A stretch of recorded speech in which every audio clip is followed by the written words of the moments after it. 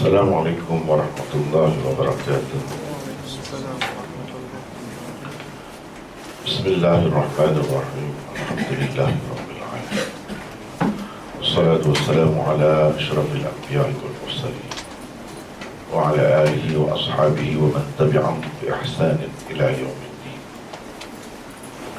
Amma ba'd. Yang ini kita sampai setakat mana itu? Mungkin hadis yang terakhir ke mana? 87. Kalau di mana? Rasanya situ dah.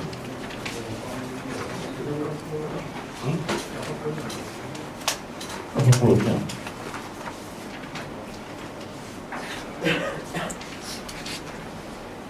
Tak habis lagi kan? Nota 101. Oh, hadis dulu. Belum selesai lagi ya?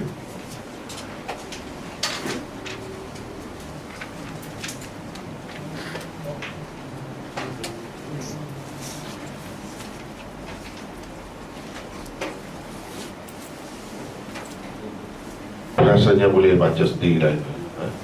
Tak perlu kita masuk kepada hadis yang baru, hadis yang ke-10 ke surat 87 ya. 87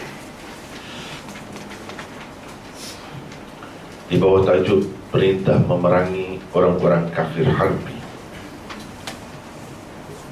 Wa Ali bin Umar anna Rasulullah sallallahu alaihi wasallam qala umirtu an uqatila an-nas hatta yashhadu an la ilaha illallah wa anna Muhammadan Rasulullah wa yuqimu as-salah wa yu'tu az-zakah fa idza fa'alu dhalika 'asamu minni dima'ahum wa amwalahum illa bihaqqi al-islam wa hisabuhum 'ala Allah muttafaqun alayh. Illa anna musliman lam yadhkur illa bihaqqil islam.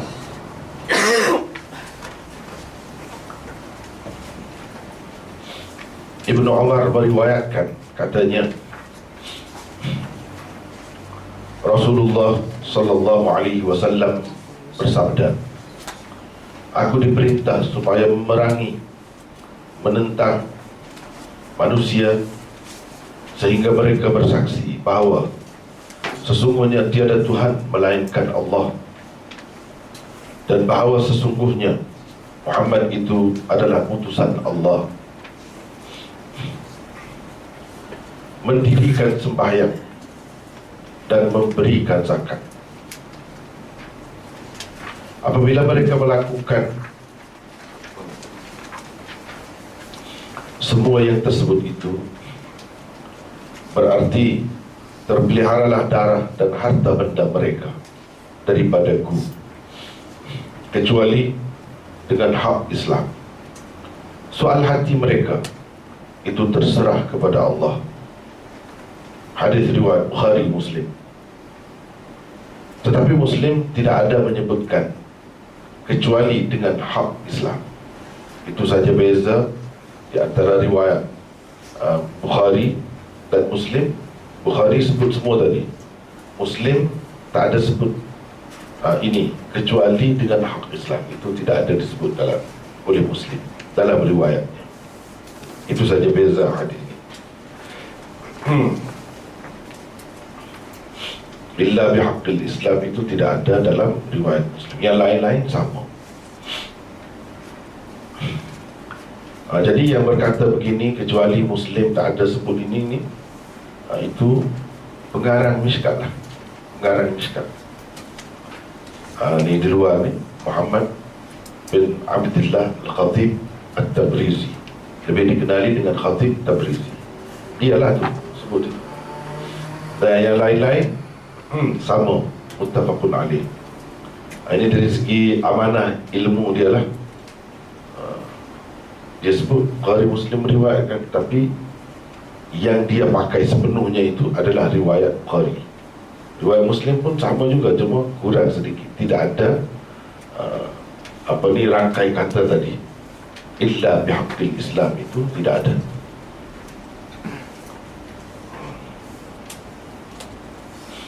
Seperti sebelum ini saya ingatkan sekali lagi, perlu diingat bahawa tajuk-tajuk ni yang ada ni dibuat oleh orang kemudian, dan saya pun kadang-kadang setuju dengan yang orang buat tu. Kadang-kadang berbeza sedikit sebanyak tu tak kisahlah, bukannya dibuat oleh pengarang asal. Sebagaimana kita maklum, pengarang asalnya bagi kitab Mishkat ini ialah Imam Baghawi. Lepas tu Khatib Tabrizi ni dia tokoh tambah dan perkemaskan lagi, jadilah Mishkat. Asalnya yang karangan Baghawi itu namanya Masabih As-Sunnah. Dalam mukadimah kita sudah sebut tadi semuanya, Masabih As-Sunnah. Jadi ini Mishkat Al-Masabih. Masabih itulah dia ada kaitan dengan Masabih. Masabih maknanya lampu-lampu sunnah. Mishkat pada bekas lampu, yang menyebabkan lampu itu jadi semakin cerah. Jadi ada kaitan. Ini hadis yang ke-10. Kitab Mishkat ini cepat sikit kita baca kan, nak banding dengan yang lain-lain. Sebab yang lain kena bincang banyak perkara, kena bincang tentang sanad. Kalau Bukhari ta'ajub, dia tu pun kena bincang juga lagi. Mishkat ini kita terus kepada isi kandungan. Inilah yang sebenarnya berguna kepada semua. Berguna kepada semua, kita boleh ambil terus isi kandungan dia, pengajarannya. Hadis yang ke-10 ini diriwayatkan oleh Ibnu Umar. Latar belakang Ibnu Umar sedikit sebanyak telah kita sebutkan dahulu. Kalau yang tak sebut lagi itu kita bincanglah sedikit sebanyak tentang perawi yang terakhir, iaitu paling besar dari kalangan sahabat itu. Kalau sudah dibincangkan, tak diulangi lagi. Ibnu Umar meriwayatkan, katanya Rasulullah sallallahu alaihi wasallam bersabda, aku diperintah supaya memerangi manusia. Di situ ada nota. Sebab kadang-kadang hadis ini disalah anggap, disalah tafsirkan oleh setengah-setengah kalangan. Sebab nampak macam keras sangat. Sekali tengok nampak macam keras sangat. Alhamdulillah, batuk kan?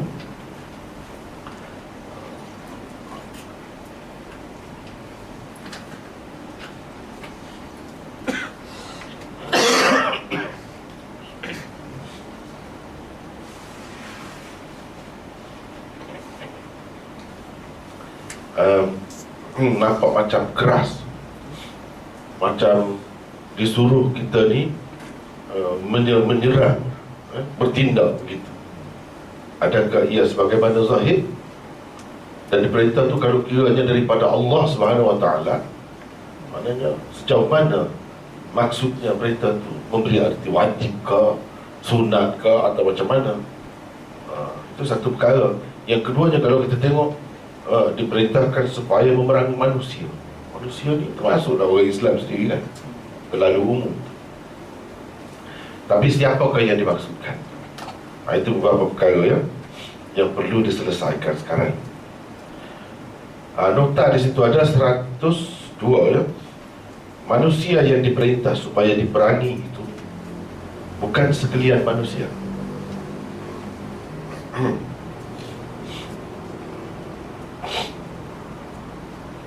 Tetapi orang-orang kafir dan musyrikin yang jelas permusuhannya dengan orang-orang Islam, atau dengan kata lain, kafir harbi.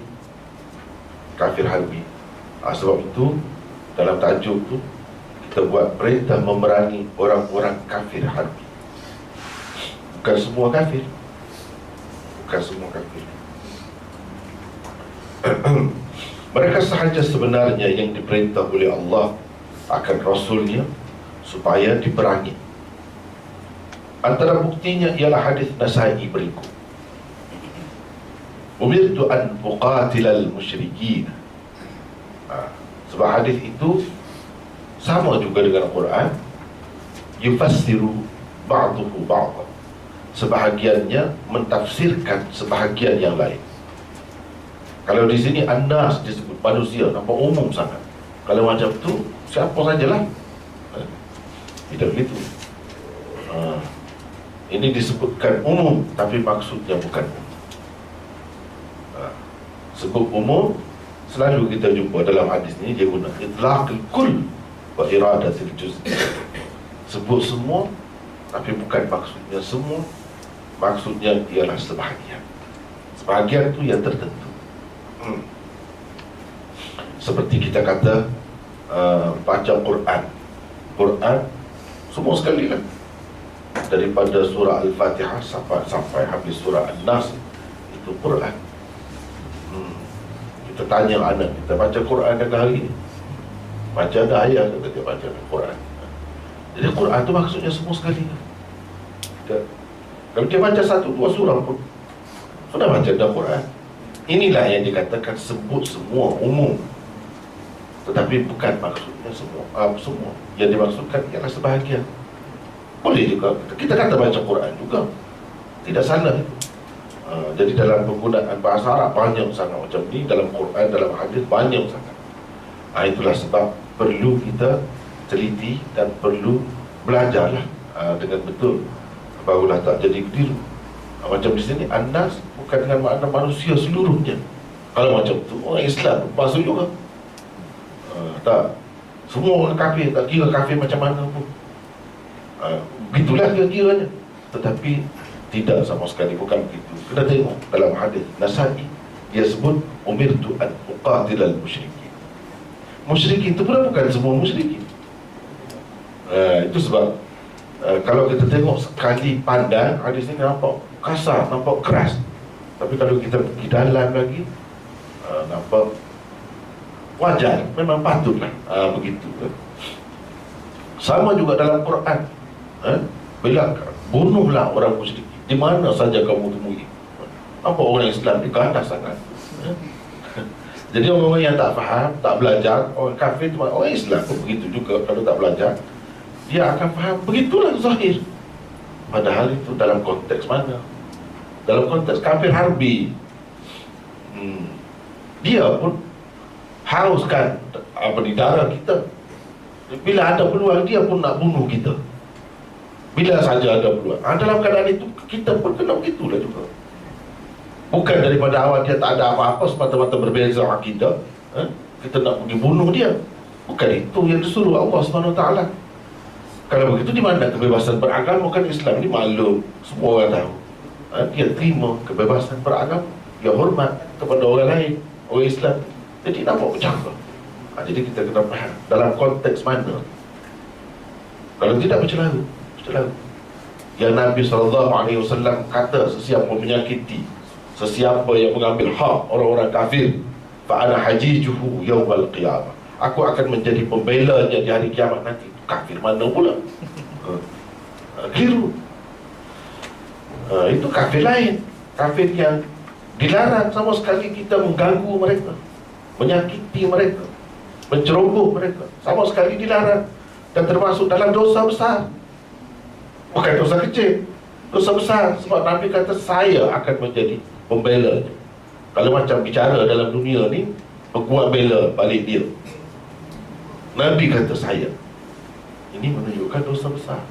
Akan dibicarakan nanti satu kesilapan dalam agama. Ini pun dalam hadis-hadis yang sahih banyak sekali macam tu. Dengan sebab itu ulama membahagi-bahagikan orang kafir ini kepada beberapa bahagian. Ada banyak kategorinya. Jangan kita pukul sama semua, tak boleh, silap. Nabi SAW sangat menjaga orang-orang kafir. Tapi kafir mana? Orang yang hauskan darah kita, takkan kita nak jaga dia. Jadi kalau kita bertindak kasar terhadap dia, semua orang boleh terima. Kalau begitu keadaan, semua orang boleh terima. Jadi kafir itu ulama-ulama bahagikan ada kafir harbi. Ini berkaitan dengan kafir harbi. Kafir muahid, kafir zimmi, kafir musta'min, apa semua itu ada dibahagikan oleh ulama. Bahkan dalam Quran sendiri pun ada sebut tentang benda-benda ni. Misalnya dalam ayat itu surah Bara'ah, wa in ahadun minal musyrikin istajaraka fa'ajirhu hatta yasma'a kalam Allah thumma ablighu ma'mana. Apa makna? Ini kafir mana? Kita diarahkan, diperintahkan supaya begitu terbuka dengan mereka. Sekiranya mana-mana orang-orang musyrikin itu meminta perlindungan dengan kamu, fa'ajirhu, berilah perlindungan, supaya mereka mendengar kalam Allah. Kemudian sampaikan mereka ke negeri yang mereka berasa aman, negeri dia sendiri, dengan selamat. Ablighu ma'mana, jangan ganggu mereka. Cuba tengok, ini kafir mana? Jadi kita mesti kena bahagi. Jangan kata Islam diganas secara totok begitu, tak boleh. Yang kata suruh perang di mana-mana, haitsu wajadtumuhum, haitsu thaqiftumuhum, itu lain. Ini kalau kafir musta'min. Misalnya orang kafir nak minta masuk dalam negeri kita, itu arahan itu kepada pemimpin tu, kepada kerajaan Islam. Sebab yang bertanggungjawab tentang masuk keluar rakyat atau bukan ini pemerintah, bukan orang perseorangan. Yang nak bagi visa, nak bagi pasport, kena ada ini berkait dengan pemerintah. Jadi ayat tadi berkenaan dengan pemerintah. Kalau pemerintah, orang kafir minta nak masuk ke dalam negeri Islam, benarkan. Tapi kita, pemerintah Islam, kena ada niat dakwah, mesti kena ada. Jangan kita jadikan negeri kita pusat maksiat, kemudian dia datang kita benarkan. Bukan begitu caranya. Hatta yasma'a kalam Allah, supaya mereka dapat mendengar kalam Allah. Itu maksud. Mereka dapat melihat masyarakat Islam yang baik, berbeza daripada keadaannya, dapat jadi contoh yang baik. Itu. Tapi kalau kita pun teruk daripada mereka, apa nak tunjuk? Kalau masyarakat Islam pun penuh dengan maksiat, tak ada dengar, tak ada nampak contoh agama, tak ada dengar pun kalam Allah, nak jadi apa? Jadi dakwah itu mesti dilakukan oleh orang biasa, individu, masyarakat dan juga pemerintah. Kemudian hantarkan mereka. Orang biasa nak hantar apa? Sampaikan mereka, mana benarkan mereka pulang dengan selamat, sejahtera. Ini semua tanggungjawab pemerintah. Jadi jelas apa itu musta'min, orang kafir yang minta keamanan, kedamaian dengan kita. Masuk negeri kita, dia selamat, kita benarkan dia. Dia kena ada orang Islam ni unsur dakwah, fikir untuk agama, tak kira mana mereka. Jadi di situ Allah SWT mengingatkan. Nampak, kita nampak kan orang kafir tu selamat.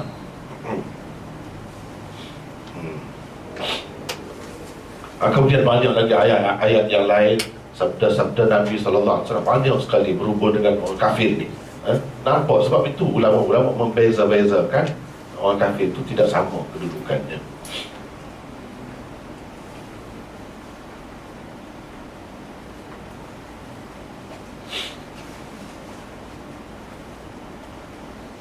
Kemudian ya.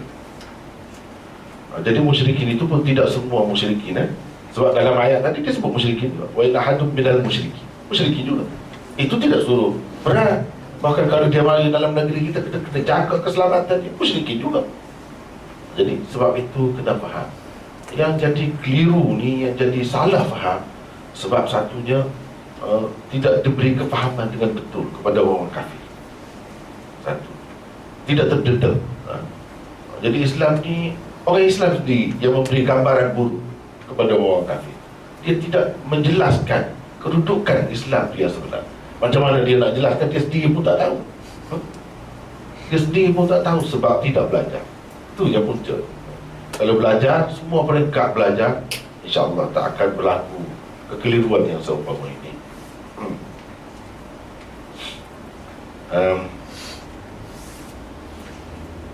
Habis itu kemudian Hadis Muslim berikut juga menunjukkan perkara yang sama. Man wahhadallah wa kafara bima yu'badu min dunillah haruma maluhu wa damuhu wa hisabuhu 'ala Allah. Orang yang mengesahkan Allah dan kufur terhadap apa-apa yang disembah selain Allah, haram harta benda dan darahnya. Soal hati mereka itu terserah kepada Allah.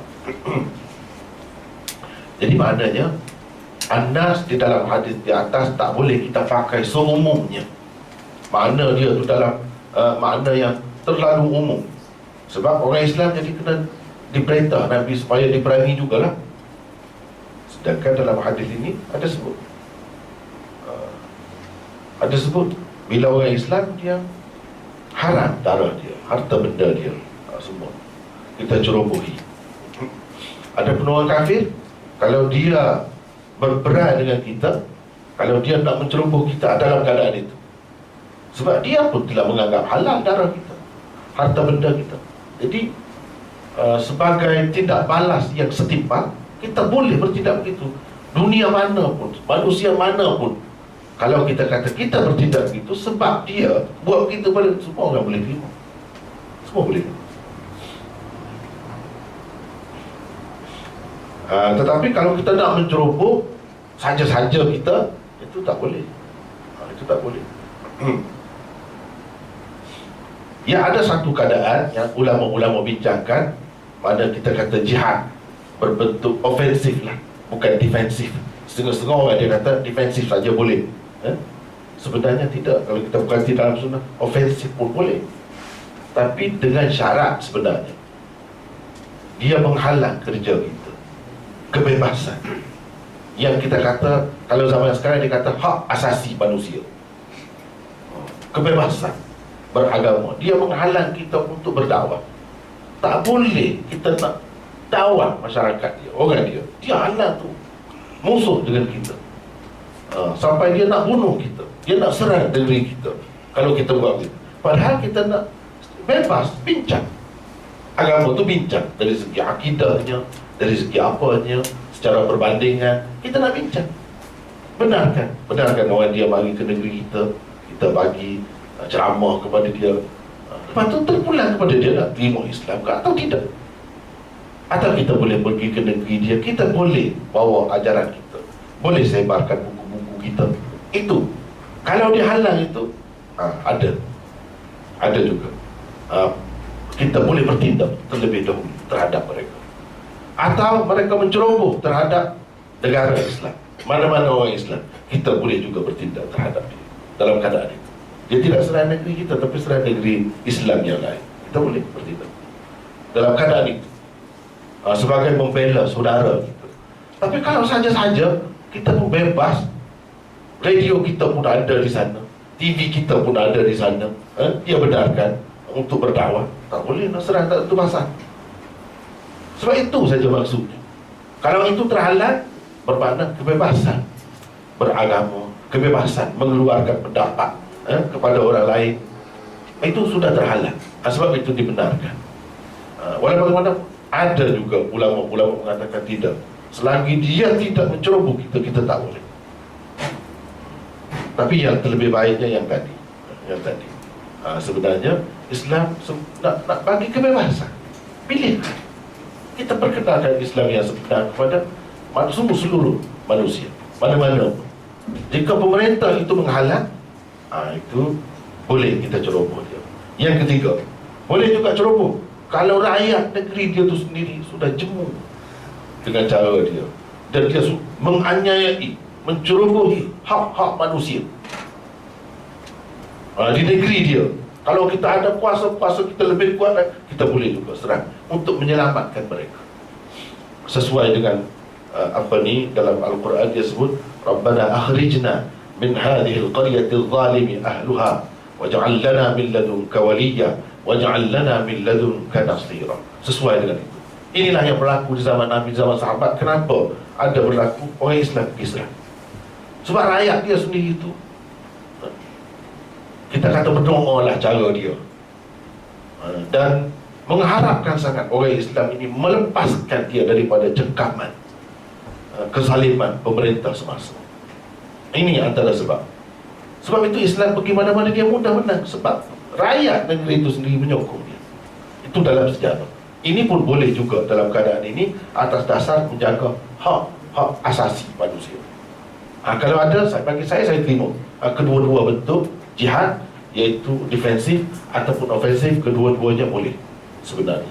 Tapi dalam keadaan tadi saja-saja kerana nak memperluaskan negeri, wilayah, nak dapat harta negeri, tak boleh.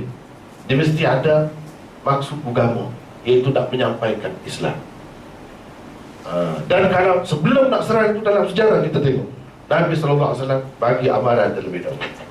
Dia tu dah tak perang dengan kita, tapi bagi amaran lagi. Kalau kamu terima Islam, ada perang. Kalau kamu juga nak perang juga, ada paksa dia jadi hukum perang lah. Hukum perang lah.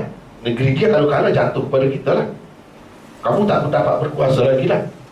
Tapi kalau dalam sejarah membuktikan, kalau dia terima Islam, pemerintah tu terus jadi pemerintah. Macam di Bahrain, di mana Nabi SAW benarkan dia terus jadi raja di tempat dia. Bukan nak berebut kuasa. Jadi tak ada dah serang menyerang, itu tak ada. Ini semua terbukti di dalam sejarah. Kalau dia menerima Islam, kalau dia tak terima Islam, dua pilihan. Dia nak perang ke tidak?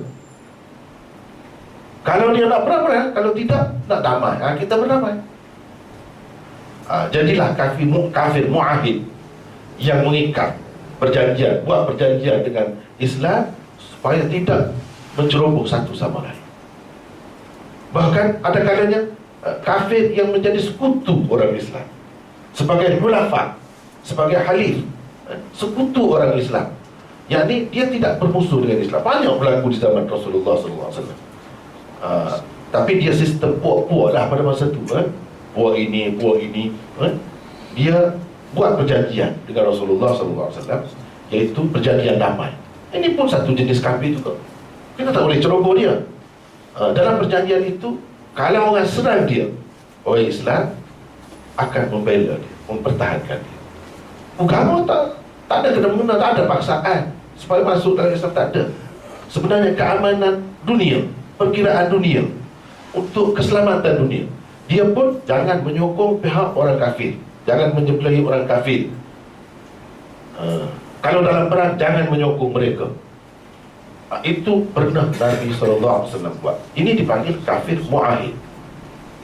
Ada juga yang macam ini, tak boleh kita perang, Nabi tak perang dengan dia. Jadi banyaklah keadaan kafir itu, mesti kita tahu. Selain daripada itu, kalau betul dia tu memang buat begitu gini pun, kita tak mampu, kita tak ada kuasa, kita tak boleh ceroboh dalam itu pasal. Itu membahayakan diri kita juga. Tak boleh. Kalau kita tidak mampu. Setengah-setengah orang kata, ini bukan orang biasa, dalam kitab-kitab ulama-ulama juga yang kata. Dia kata la ikraha fid din, lakum dinukum waliyadin, dan sebagainya. Ayat-ayat seperti ini sudah mansuh. Sudah mansuh.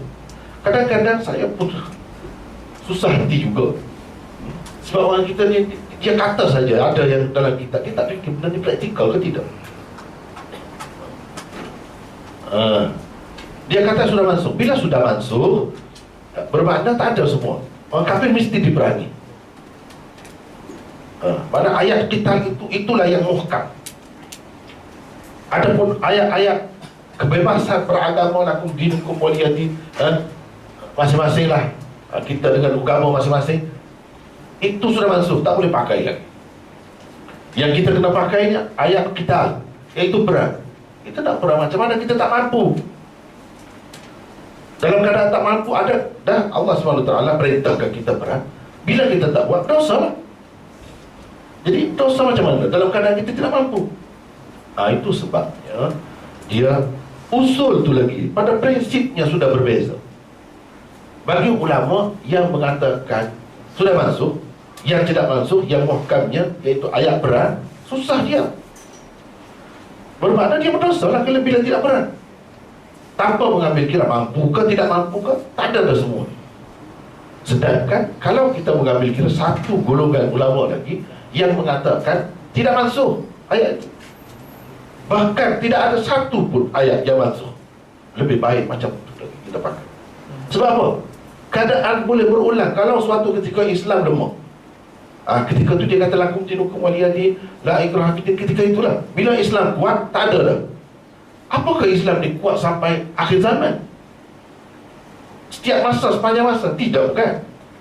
Bila kita ketika lemah, dia balik semula seperti asal lah. Sepatutnya pakai begitu kan senang. Ayat ini kita pakai masa ni. Bila sudah kuat, kita tak pakai itulah dalam keadaan yang membolehkan kita berjihad, berperang. Tapi dalam keadaan tidak boleh atau kita tidak mampu, kita tak termasuk dalam perintah itu pun. Tak ada kena, tak ada berdosa pun. Tak ada berdosa pun. Pakailah semula ayat tadi, la ikraha fiddin, lakum dinukum waliyadin. Bagi orang yang mengatakan masuk, dia tak boleh pakai sampai bila dah, sampai kiamat pun. Ini kerugiannya. Sebab itu kita kena tengok agama ni bukan pendapat, bukan mazhab saja, kena pergi kepada asalnya, sumbernya. Dan kena tengok semua pendapat ulama. Jangan satu golongan ulama saja. Dan pakailah yang terbaik.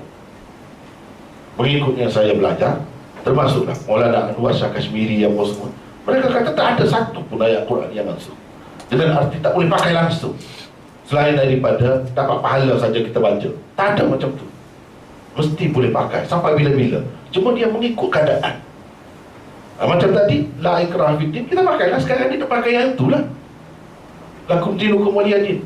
Dan uqtulul musyrikin haitsu wajadtumuhum, tak boleh dipakai. Kita tak pakai itu, tak berdosa pun.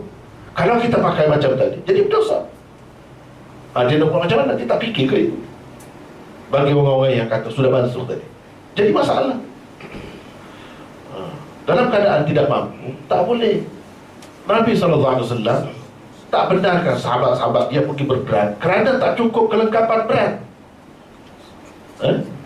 Sahabat-sahabat ada yang nak pergi berperang, Nabi SAW kata, Qul la ajidu ma ahmilukum alaih, tawallaw wa a'yunuhum tafidhu min ad-dam'i hazanan alla yajidu ma yunfiqun. Dan ayat-ayat seumpama itu Nabi tak bagi pergi sebab tak ada kenderaan, tak cukup, tak ada senjata. Mereka itu menangis kerana tak boleh pergi. Menangis juga kerana tak boleh, tak ada harta benda untuk dibelanjakan untuk perang. Maknanya dalam keadaan tidak mampu, kita tidak dibenarkan. Walaupun ada perintah, dia berkait dengan syarat-syarat, prasyaratnya, keperluannya, kena ada semua, barulah ada. Itu pun dalam keadaan kita kata perintah itu. Perintah itu kita nak pakai, tengok pula dengan kemampuan kita. Jangan tidak mengambil kira kemampuan ataupun akibat dia, akibat buruk dia kalau kita bertindak. Apa akibat? Jangan fikir akibat itu kepada kita saja, fikir akibat itu untuk umat Islam seluruhnya. Jadi itulah bendanya. Jadi di sini dikatakan diperintah memerangi, menentang, bukan bunuh. Lain, bunuh lain, memerangi, menentang. Memerangi dah ada, lain.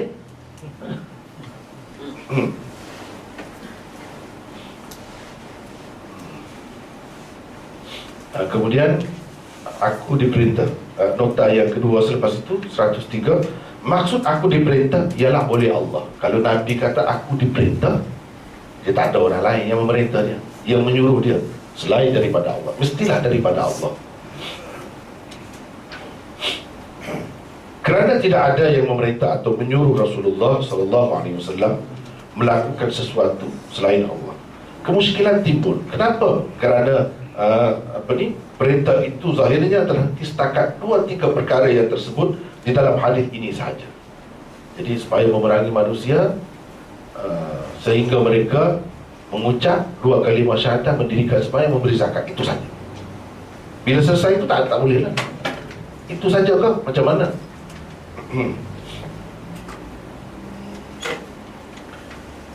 Seolah-olahnya tidak ada lagi perintah Allah itu.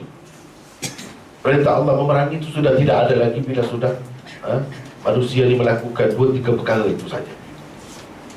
Walaupun dengan meninggalkan ajaran-ajaran dan tuntutan agama Islam yang lain, darah dan harta benda seseorang yang melaksanakan 3 perkara itu itu saja sudah terjamin, dijamin terpelihara daripada tindakan dan hukuman pihak pemerintah Islam.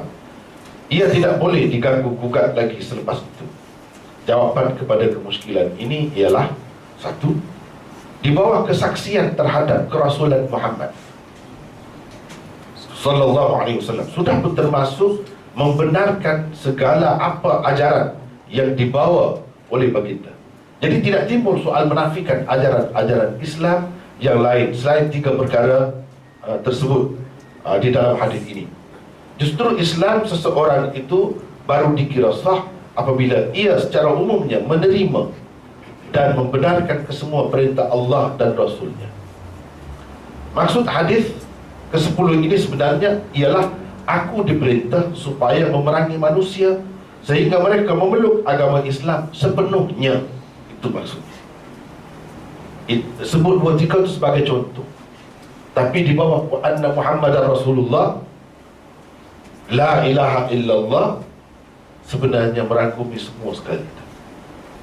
Sebab pada masa Nabi SAW, kalau nak kata perintah Allah, dia tidak sekaligus datang.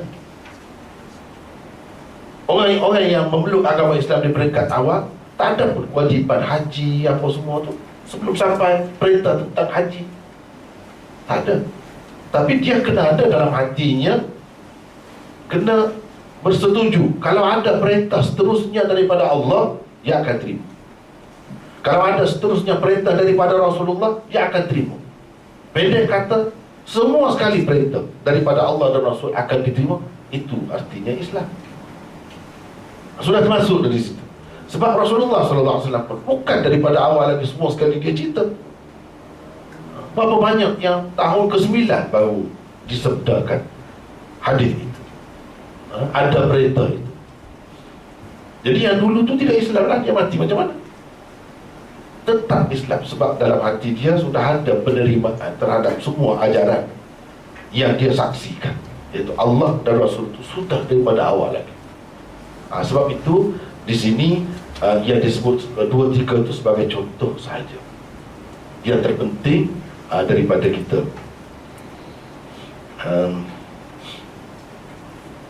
Satu jawapan. Yang kedua, rangkai kata illa bihaqqil Islam, mengecualikan keterpeliharaan darah dan harta benda mereka jika hak-hak atau tuntutan Islam yang lain dicerobohi.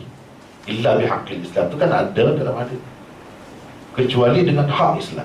Jadi hak Islam menuntut semua ajarannya dituruti, diterima dengan patuh. Setelah melaksanakan 3 perkara yang tersebut di dalam hadis di atas, jika seseorang membunuh, dia akan diqisas. Illa bihaqqil Islam, keharusan membunuh dia, jadi halal darah dia kerana dia telah membunuh. Itu hak Islam. Islam menuntut supaya dibunuh. Jika mencuri, tangannya akan dipotong. Secara umumlah, secara kasar, yakni kemuncaknya boleh dipotong berdasarkan perintah Islam. Itu hak Islam juga. Jika menuduh seseorang berzina tanpa mengemukakan saksi, dia akan disebat 80 sebatan. Dan jika harta orang dirosakkan, dia mesti membayar ganti ruginya. Semua itu hak Islam. Islam menerima. Jadi bukan 3 perkara itu saja selesailah. Tidak. Ini semua ada di dalam Quran dan di dalam hadis. Pemerintah Islam akan melaksanakan semua hukuman tersebut atas dasar hak yang diterima Islam dicerobohi. Itu maksud illa bihaqqil Islam. Hak-hak yang diakui dan diterima Islam untuk dinikmati penganut-penganutnya dan orang-orang kafir yang bernaung di bawah pemerintahan Islam dalam contoh-contoh yang penulis kemukakan itu ialah hak untuk hidup, hak memiliki harta benda, dan hak untuk hidup dalam masyarakat secara terhormat dan bermaruah. Ringkas ceritanya, dia ada kaitan dengan itu sebenarnya. Hukuman terhadap pencerobohan ke atas hak-hak itu tersebut dengan jelas di dalam Al-Quran dan As-Sunnah. Tersebut dengan jelas.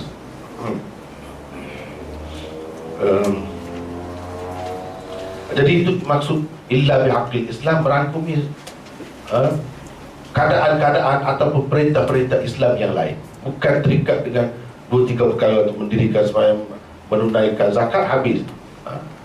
Sudah tak boleh dah kita nak bertindak apa-apa terhadap dia, bukan begitu. Kalau dia macam tadi bunuh orang, dia bunuh balas. Apa ni dalam Quran, ya ayyuhalladzina amanu kutiba alaikumul qisas fil qatl. Itu qisas ada. Wa man qutila mazluman faqad ja'alna liwaliyhi sultana fala yusrif fil qatl. Ada itu.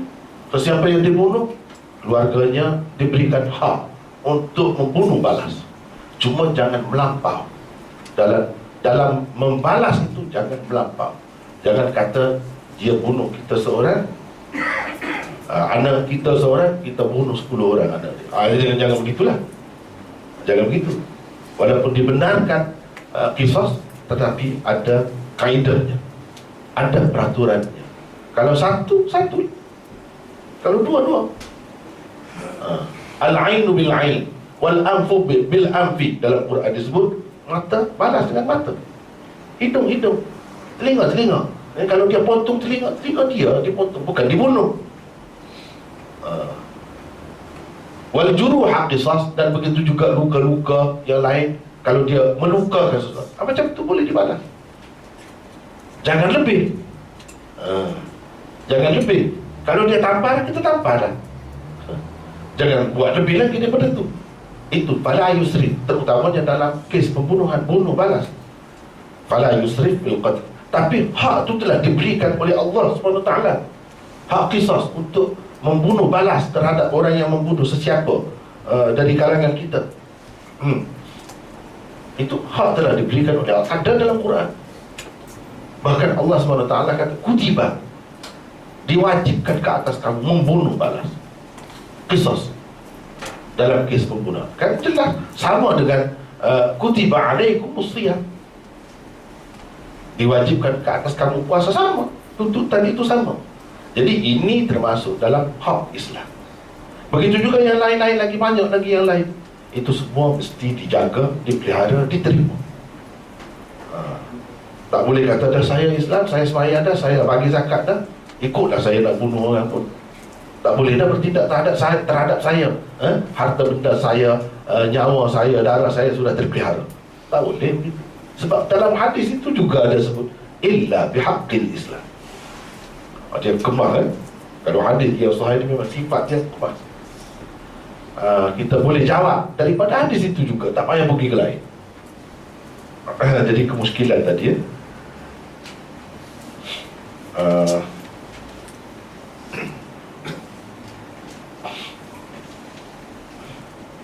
mendirikan sembahyang, mengucap 2 kalimah syahadah itu. Hadis ini salah satu hadis bukti yang menunjukkan untuk seseorang itu memeluk agama Islam, untuk sahnya dia kena mengucap kepada yang mampu lah, yang boleh mengucap, dia kena mengucap. Jadi mengucap ini tak mesti dalam bahasa Arab. Sebaik-baiknya beginilah, seperti yang Rasulullah SAW sebut itu. Tapi kalau dia tak nampak sebut, dalam bahasanya dia boleh sebut. Dan sesegera mungkin, jangan tangguh-tangguhkan. Kita bersalah kalau tangguh. Tak perlu pergi ke pejabat agama itu untuk rasmi, untuk dia dapat bantuan apa semua itu, bolehlah. Tapi yang sah tak mesti pergi ke pejabat agama, tak mesti. Dia dah masuk Islam, ajar terus. Lepas tu untuk dia dapat bantuan, sebab kita ada institusi agama yang menjaga kepentingan umat Islam, ada yang menjaga kepentingan orang-orang yang baru memeluk agama Islam, kita bawalah dia. Kita bawalah dia untuk nak daftar apa semua tu. Itu boleh, itu dikemudiankan, tak apa. Tapi jangan kata tak sah. Jangan kata tak sah. Itu sudah sah. Walaupun dalam bahasa dia, tak perlu dia guna bahasa Arab. Itu mengucap. Ini salah satu dalilnya. Dan banyak lagi dalil-dalil yang lain. Sebab itu pergilah ke mana pun semua kata begitu. Tak ada khilaf dalam perkara ni. Tak ada khilaf. Mengucapnya dua kalimah syahadah. Itulah dua kalimah syahadah. Seterusnya, mendirikan sembahyang. Apa makna mendirikan sembahyang?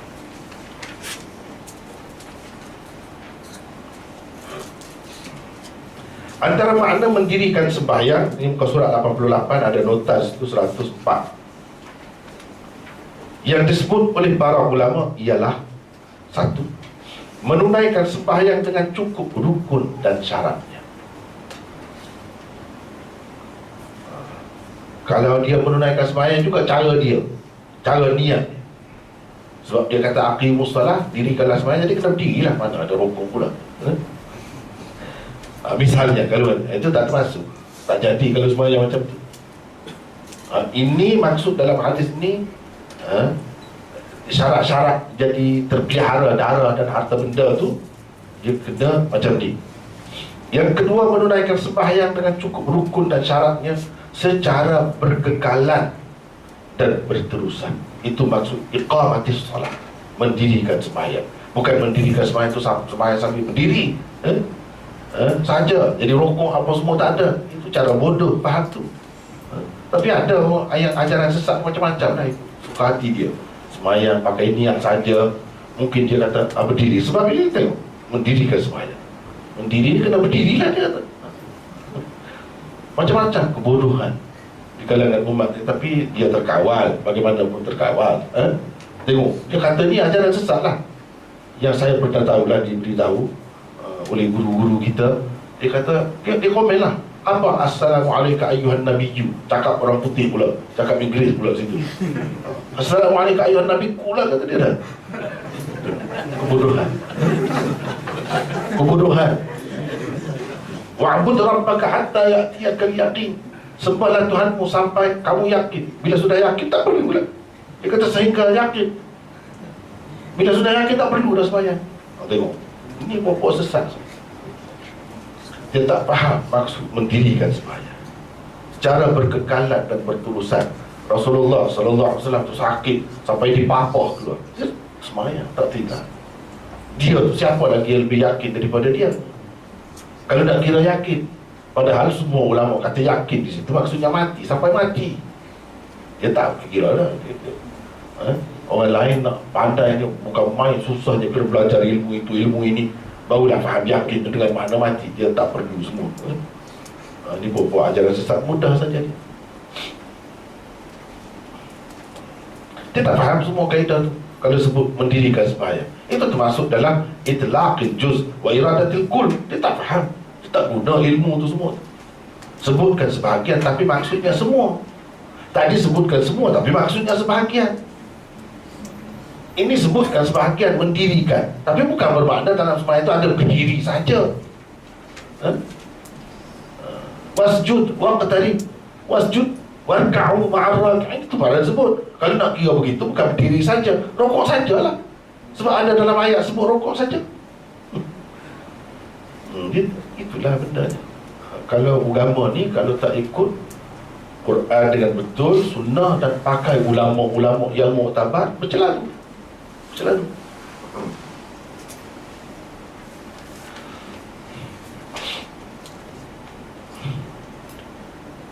Yang ketiga, menunaikan sembahyang tanpa rasa jemu dan malas, di samping sentiasa berusaha menyempurnakan. Macam mana nak menyempurnakan sembahyang? Fikir, usaha ke arah itu. Kalau ada rasa malas, nak buang rasa itu, jemu, nak tolak itu, dengan kesedaran begitu, mesti kita rasa tak sempurna lagi. Tak sempurna tak boleh qada. Bila kita sudah sembahyang, kita rasa tak sempurna macam mana pun, kalau tak jelas apa yang tidak sempurna tu, syaratnya ke, rukunnya ke, kalau selagi tak jelas, tak boleh kita qada. Tak boleh qada. Serah kepada Allah. Cuma kita fikir yang akan datang. Yang akan datang kena fikir, jaga apa lagi yang kurang, yang kita rasa tidak sempurna tu apa. Mungkin kita makan benda-benda haram, lepas tu kita sembahyang syarat hukumnya sudah sempurna, kita rasa yang tak sempurna, tinggalkanlah, berhentilah. Itu caranya nak menyempurnakan sembahyang.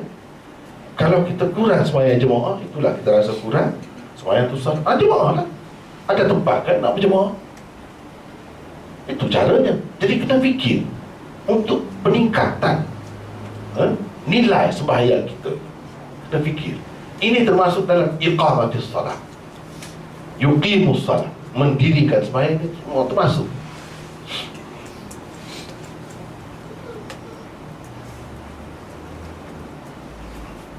Yang keempat, mengerjakan sembahyang yang difardukan dengan sebaik mungkin. Itu termasuk dalam mendirikan sembahyang. Itu maksud mendirikan sembahyang sebaik mungkin. Ya. Perkataan mendirikan sembahyang yang tersebut di dalam hadis ini tidak berarti sembahyang itu hanya harus dikerjakan dalam keadaan berdiri saja. Yang saya sebut ni sebab ada yang ajaran sesat yang macam tu. Dia faham daripada mendirikan sembahyang.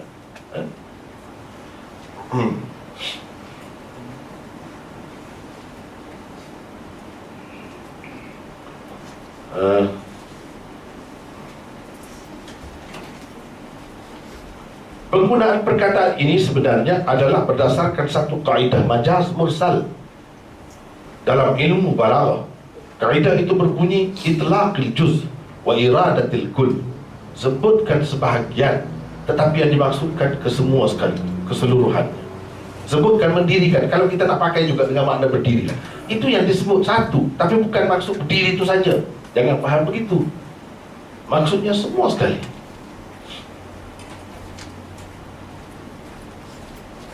Semua sekali itu termasuk dalam kaedah ini.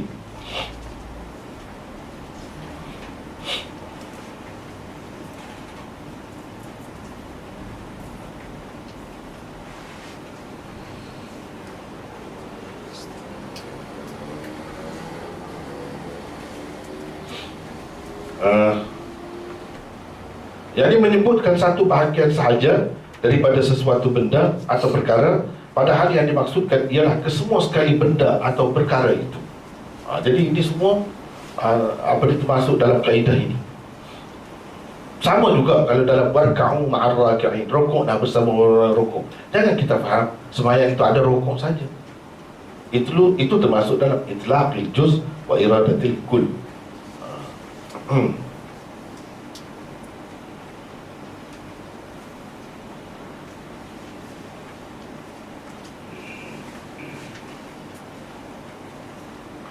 Sesetengah ulama menyimpulkan hukum bunuh terhadap orang-orang yang meninggalkan sembahyang daripada hadis ini. Sebab dia kata sehingga mereka mendirikan sembahyang baru terselamat daripada diperangi ataupun dia faham bunuh di sini. Dia faham bunuh, diperintah supaya bunuh. Padahal kalau tak sembahyang tu boleh dibunuh. Setengah-setengahnya faham gitu.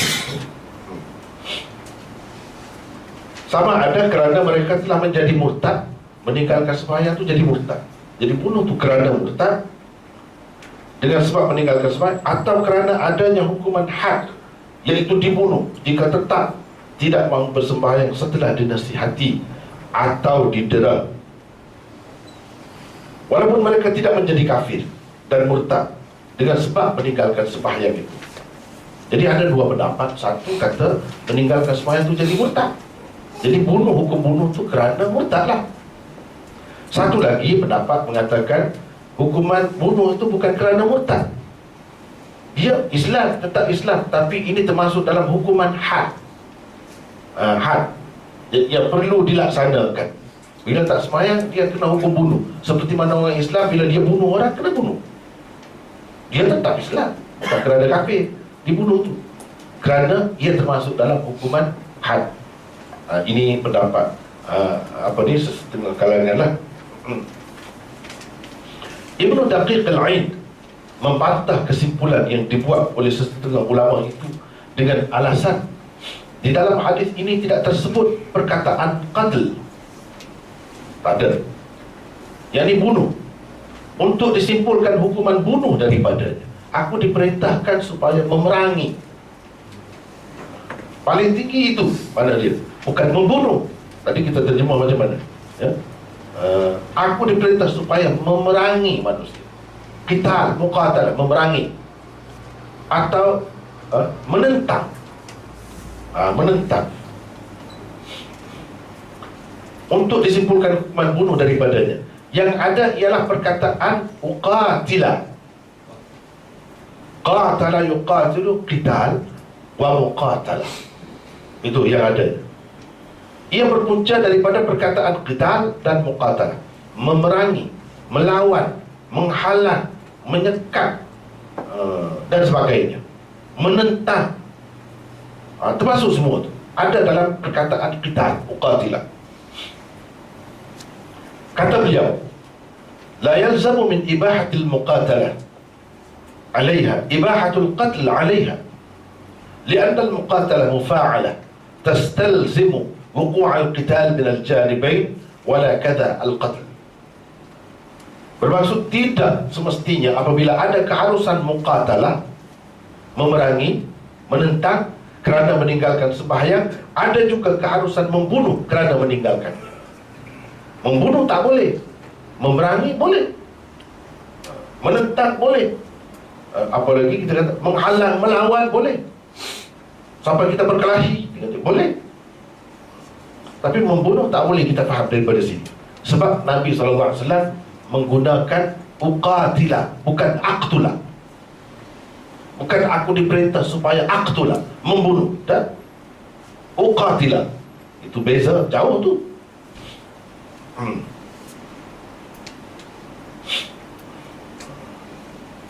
Ini kerana di dalam perkataan qital dan muqatalah itu terkandung makna perlawanan di antara dua pihak. Dia mesti ada begitu. Dia mesti ada perlawanan di antara dua pihak. Yang itu tak mahu semaya, yang ini nak suruh dia semaya. Ada perlawanan. Ini kalau kita belajar bahasa Arab dipanggil sirah atau bina musyarakah. Musyarakah mana perkongsian dalam perbuatan itu daripada dua pihak sekurang-kurangnya. Kalau membunuh, dia kata satu pihak saja bunuh, yang satu lagi tidak. Ini disebut oleh Nabi SAW perkataan uqatilah, berbeza.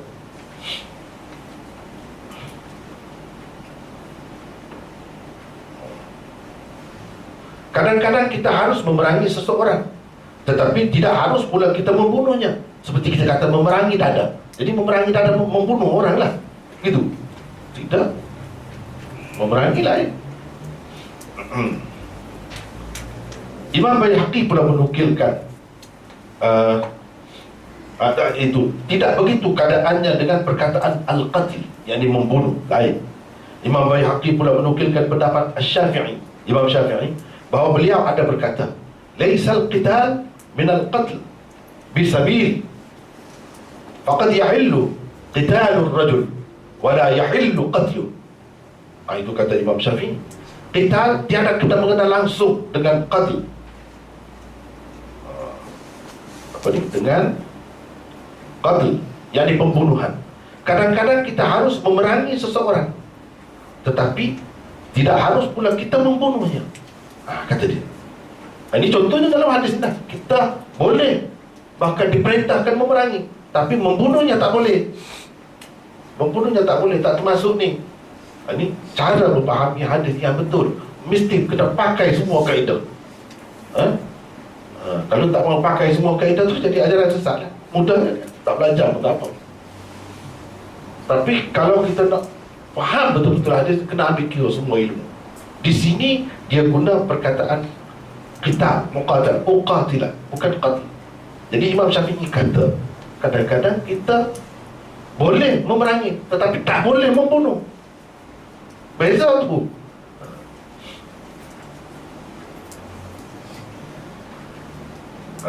Jadi betul lah, mana-mana negara Islam pun sampai sekarang ni tak ada, walaupun dia memerangi.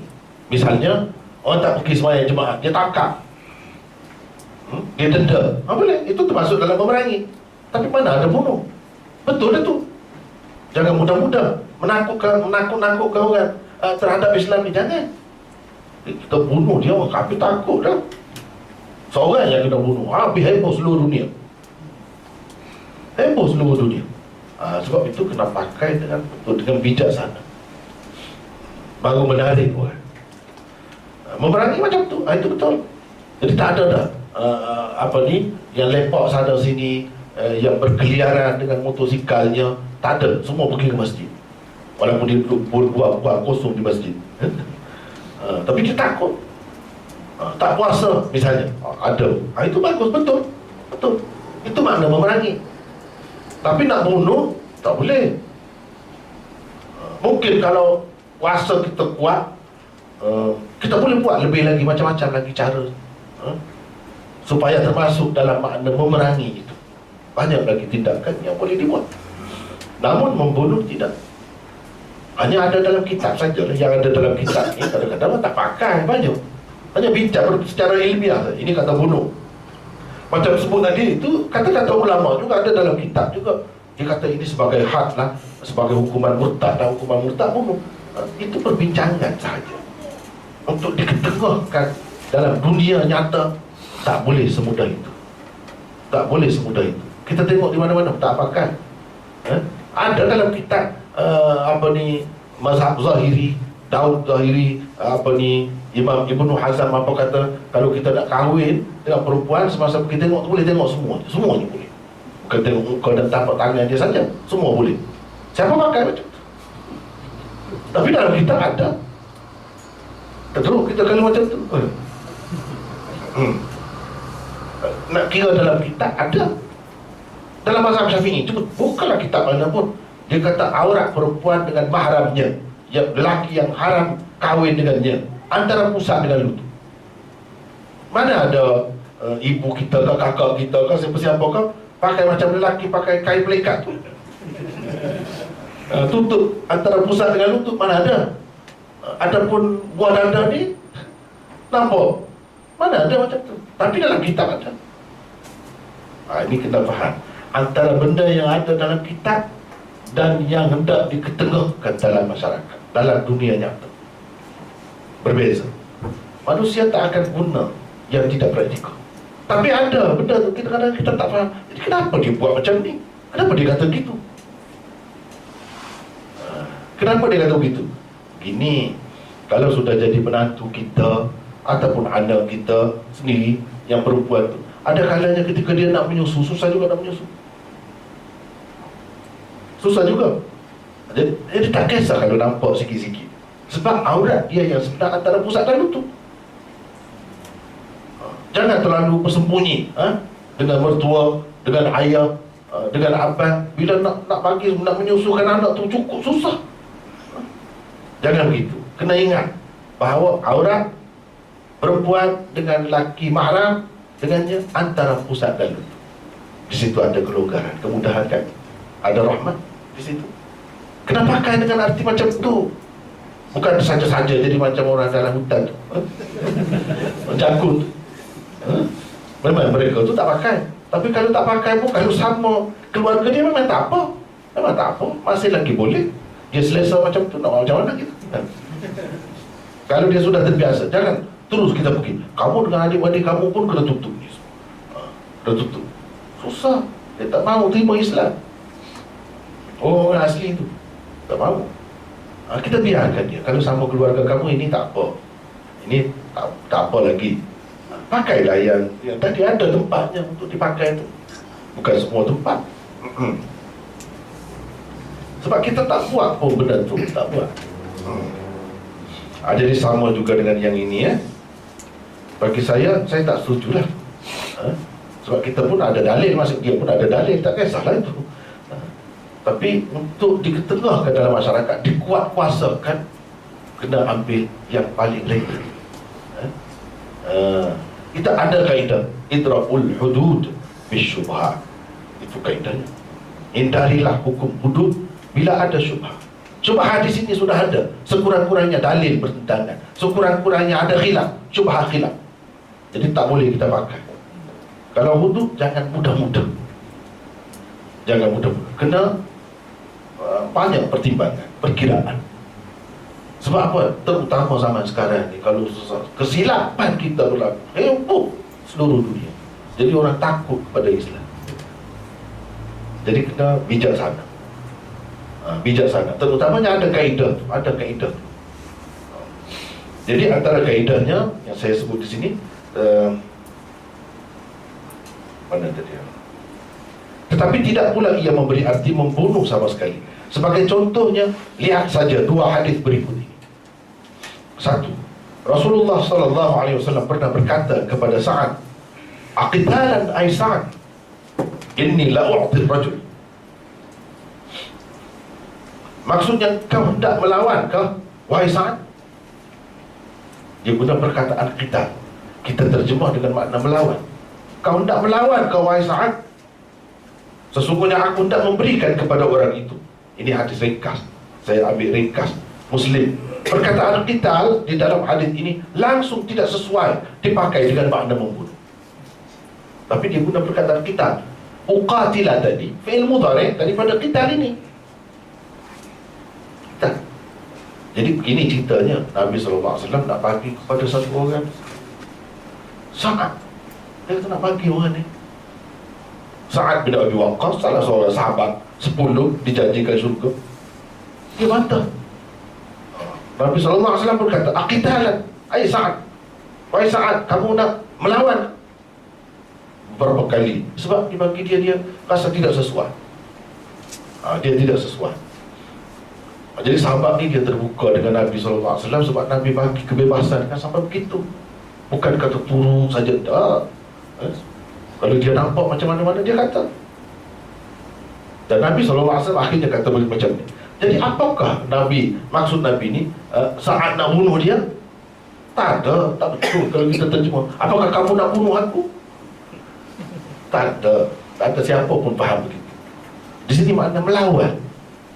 Ada guna perkataan kita. Jadi makna an-uqatilah tadi, diperintah aku supaya melawan manusia ni. Jangan mengikut dia kalau dia tak mahu sembahyang dan sebagainya. Kena lawan. Boleh juga.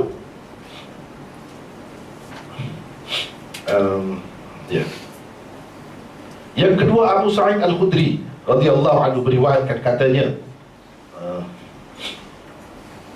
sami'tu an-nabiy sallallahu alaihi wasallam yaqul, "Idza shalla ahadukum ila shay'in yasturuhu min an-nas fa arada ahadun an yajtaza baina yadayhi falyadfa' fa in aba falyuqatilhu fa innama huwa syaitan." Bermaksud, aku telah mendengar Rasulullah sallallahu alaihi wasallam bersabda, apabila seseorang daripada kamu bersembahyang dengan menjadikan sesuatu sebagai sutrahnya, jadi penghadangnya dari dilintasi orang, maka jika ada sesiapa yang mahu melintas di hadapannya, dia hendaklah menghalangnya. Falyuqatilhu. Di sini kita pakai dengan makna menghalangnya, bukan membunuh. Siapa kata bunuh? Kalau dia mahu melintas juga, maka hendaklah dihalangnya dengan lebih keras. Kerana orang yang hendak melintas juga itu, walaupun telah dihalang, sebenarnya adalah syaitan. Nabi kata. Ini hadis riwayat Bukhari dan lain-lain. Di dalam hadis ini juga digunakan perkataan falyuqatilhu. Perkataan yang sama dengan digunakan dalam hadis yang kita bincangkan ini. Tidak harus dipakai dengan arti membunuh. Tak boleh. Orang yang meninggikan sembahyang pun, cuma ulama kata, kalau sampai ke peringkat dia mati, terbunuh dengan sebab kita, tindakan kita, tidak salah. Tidak salah, dia yang salah. Itu kesimpulan ulama. Boleh berlaku kan dengan kita sekat dia macam itu, dia mati, boleh. Jadi tak, macam mana kalau nak bunuh ni? Kalau tumbuk tak mati lagi. Kalau Nabi Musa, penumbuk Nabi Musa boleh jadilah. Tapi kalau penumbuk kita tengah duduk sembahyang tak mati. Jadi yang mati tu kes macam mana? Boleh jadi dia ada lemah jantung, terkejut. Walaupun kita sekat keras sikit begitu, dia gebah sikit. Jadi gebah tu kita kena bunuh balas. Tak. Itu saja hukumannya. Tak. Sebab apa? Sebab ada perintah Nabi. Jadi tak boleh dikisah. Tak boleh kata dia membunuh. Tak boleh, dia bukan pembunuh. Sekadar itu paling tinggi. Bukan secara langsung dengan arti Nabi suruh bunuh dia. Dah, sekiranya terbunuh, katakanlah itu, kita tidak dikira sebagai pembunuh sebab ada hadis. Dan hukum kisah tidak dikenakan ke atas kita sebab ada hadis ini. Kebenaran daripada Rasulullah. Dia guna perkataan kita, bunuh ni boleh sampai peringkat mati, boleh. Sebab perkataan itu asalnya qatl juga, bunuh juga. Cuma berlaku dari dua pihak. Dia memberi makna yang lain pula bila ada tambah perkataan itu, tambah huruf itu. Qatala, asalnya qatala. 3 perkataan saja. Bila tambah alif saja, ada makna yang lain.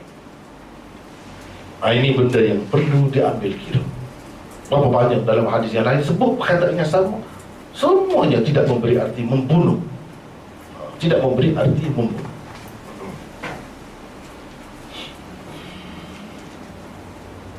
Di dalam hadis ini juga perkataan habis itu ya.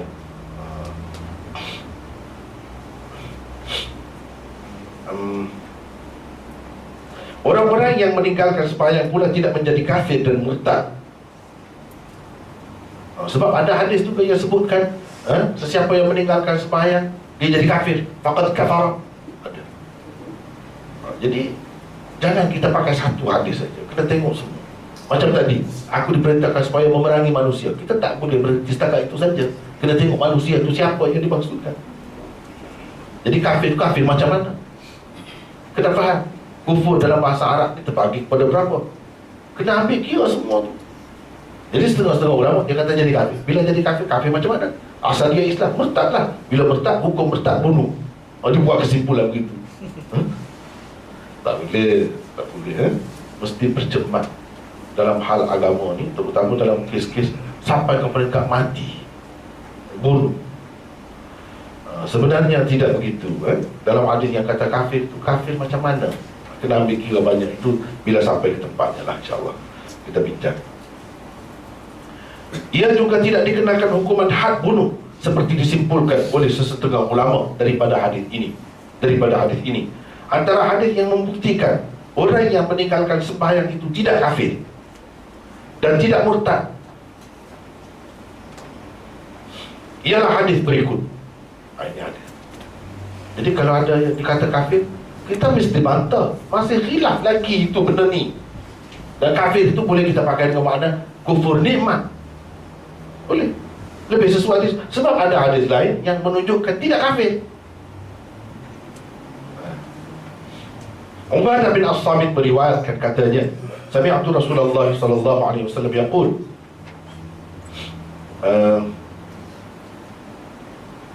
khamsu salawatin katabahunna Allah 'ala al-'ibad, faman jaa'a bihinna thumma lam yudayyi' minhunna shay'an istighfafan bihaqqihinna kana lahu 'inda Allah 'ahdun an yudkhilahu al-jannah, wa man lam ya'ti bihinna falaysa lahu 'inda Allah 'ahdun in syaa'a 'adzabahu wa in syaa'a adkhalahu al-jannah. Ini dalil bahawa orang yang meninggalkan sembahyang itu tidak kafir, lalu dia tidak jadi murtad, lalu tak kena hukum bunuh, tak ada. Ini dalil. Setengah-setengah orang yang pakai mudah yang ada dalam kitab memang begitu. Siapa nak buat? Kalau bunuh, siapa nak bunuh? Bukan kita orang perseorangan yang boleh bunuh. Ini tanggungjawab kerajaan kalau sampai ke peringkat bunuh-bunuh. Dia kata dah kerajaan tak mampu. Tak boleh begitu mudah begitu, tak boleh. Bila kita bukan tanggungjawab kita, tanggungjawab dia tak buat, dia bersalah. Terus kita kata begitu. Jangan mudah. Jadi maksudnya, aku telah mendengar Rasulullah sallallahu alaihi wasallam bersabda, Allah mewajibkan 5 sembahyang ke atas hamba-hambanya. Sesiapa yang mengerjakannya, tidak mensia-siakannya, dan tidak juga meremehkannya, Allah jamin akan memasukkannya ke dalam syurga. Sesiapa yang tidak mengerjakannya pula, tiada jaminan untuknya di sisi Allah. Keadaannya terpulang kepada Allah, sama ada akan menyiksanya atau memasukkannya ke dalam syurga. Itu rujukannya hadis ini dalam kitab mana saya sudah sebut itu. Tengok lagi. Hadis ini menunjukkan kedudukan orang yang meninggalkan sembahyang itu bergantung kepada masyiah, yakni kehendak Allah. Apa artinya Allah memasukkannya ke dalam syurga jika ia telah menjadi kafir atau murtad kerana meninggalkan sembahyang? Apa makna? Kan masih ada terpulang kepada Allah nak masukkan syurga ataupun nak menyeksa dia. Maknanya masuk ke dalam syurga. Macam mana kalau dia jadi kafir? Kafir tak boleh masuk dalam syurga. Bermakna dia tidak kafir lah. Cumanya boleh jadi Allah SWT akan menyeksa dia. Ya betul, sebab berat meninggalkan sembahyang itu. Tapi nak kata dia jadi kafir, tak boleh. Sebab bagaimana Allah boleh masukkan syurga ke dalam syurga? Sebab di sini ada kemungkinan Allah ampunkan dengan sebab ada kebajikan-kebajikan yang lain, tak seksa dia. Boleh jadi terpulang kepadanya dan dia terus masuk syurga. Boleh jadi. Walau bagaimanapun, kalau kafir tak masuk syurga. Ini menunjukkan orang yang meninggalkan sembahyang itu tidak kafir. Bukan bermakna kita bincang ni nak mempermudah-mudahkan, meremeh-remehkan, jadi tak apalah kamu tak sembahyang. Bukan begitu. Sebab itu sudah berkait dengan hukuman bunuh sekarang ni sudah dibawa ke situ. Sebab dibawa sampai kepada murtad dan sebagainya. Bila begitu kena bunuh. Banyak lagi cerita je pasal murtad itu pun. Banyak lagi cerita. Jadi tak boleh kita bermudah-mudah pandang ringan dalam perkara ni, tak boleh. Bukankah syurga itu diharamkan kepada orang kafir?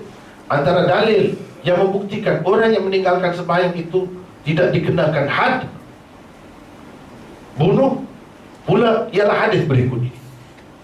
Jadi ada yang kata kena had lah, dia tidak kafir tapi kena had, hukuman had. Seperti orang yang bunuh orang, dia tidak jadi kafir tapi dia kena hukum kisas sebagai had, sebagai hukum kisas dan lain-lain lagi. Macam orang mencuri, dia kena had. Dia tidak jadi kafir dengan sebab curi. Jadi ada juga yang berpendapat begitu. Dia kata tidak jadi kafir tapi had dia kena bunuh. Ialah hadis berikut. Abdullah bin Mas'ud meriwayatkan, katanya qala Rasulullah sallallahu alaihi wasallam, la yahillu damu mri'in muslim yashhadu an la ilaha illallah wa anni rasulullah illa bi ihda thalath: an-nafsu bin-nafs, wal-thayyibu az-zani, wal-mariqu min ad-din, at-tariku lil-jama'ah. Bermaksud Rasulullah SAW bersabda, tidak halal darah seseorang muslim yang bersaksi bahawa tiada Tuhan melainkan Allah dan bahawa aku adalah utusan Allah, melainkan dengan satu, ia melakukan salah satu daripada tiga perkara ini. Satu, pertamanya membunuh orang, membunuh orang. Yang kedua, berzina padahal telah muhsan. Telah muhsan. Itu perbincangannya panjang juga, kita ringkas-ringkas saja. Telah muhsan. Kalau tidak muhsan, ada hukuman, tapi bukan hukuman bunuh. Dan yang ketiganya, keluar agama dengan meninggalkan jamaah. Itu tiga saja. Hadis ini menyebutkan hanya ada tiga keadaan di mana seseorang muslim itu halal dibunuh. Tidak termasuk di dalamnya orang yang meninggalkan sembahyang. Ada sebut. Ini hadis yang kita kena pakai sebagai yang muktamad.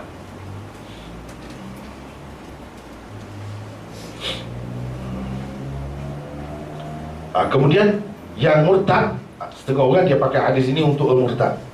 Sebenarnya masih ada perincian lagi, perbincangan panjang lagi. Sebab dalam hadis disebut orang yang meninggalkan, keluar dari agama, al-mariqu min ad-din. Dia ada sebut satu lagi, at-tariku lil jamaah.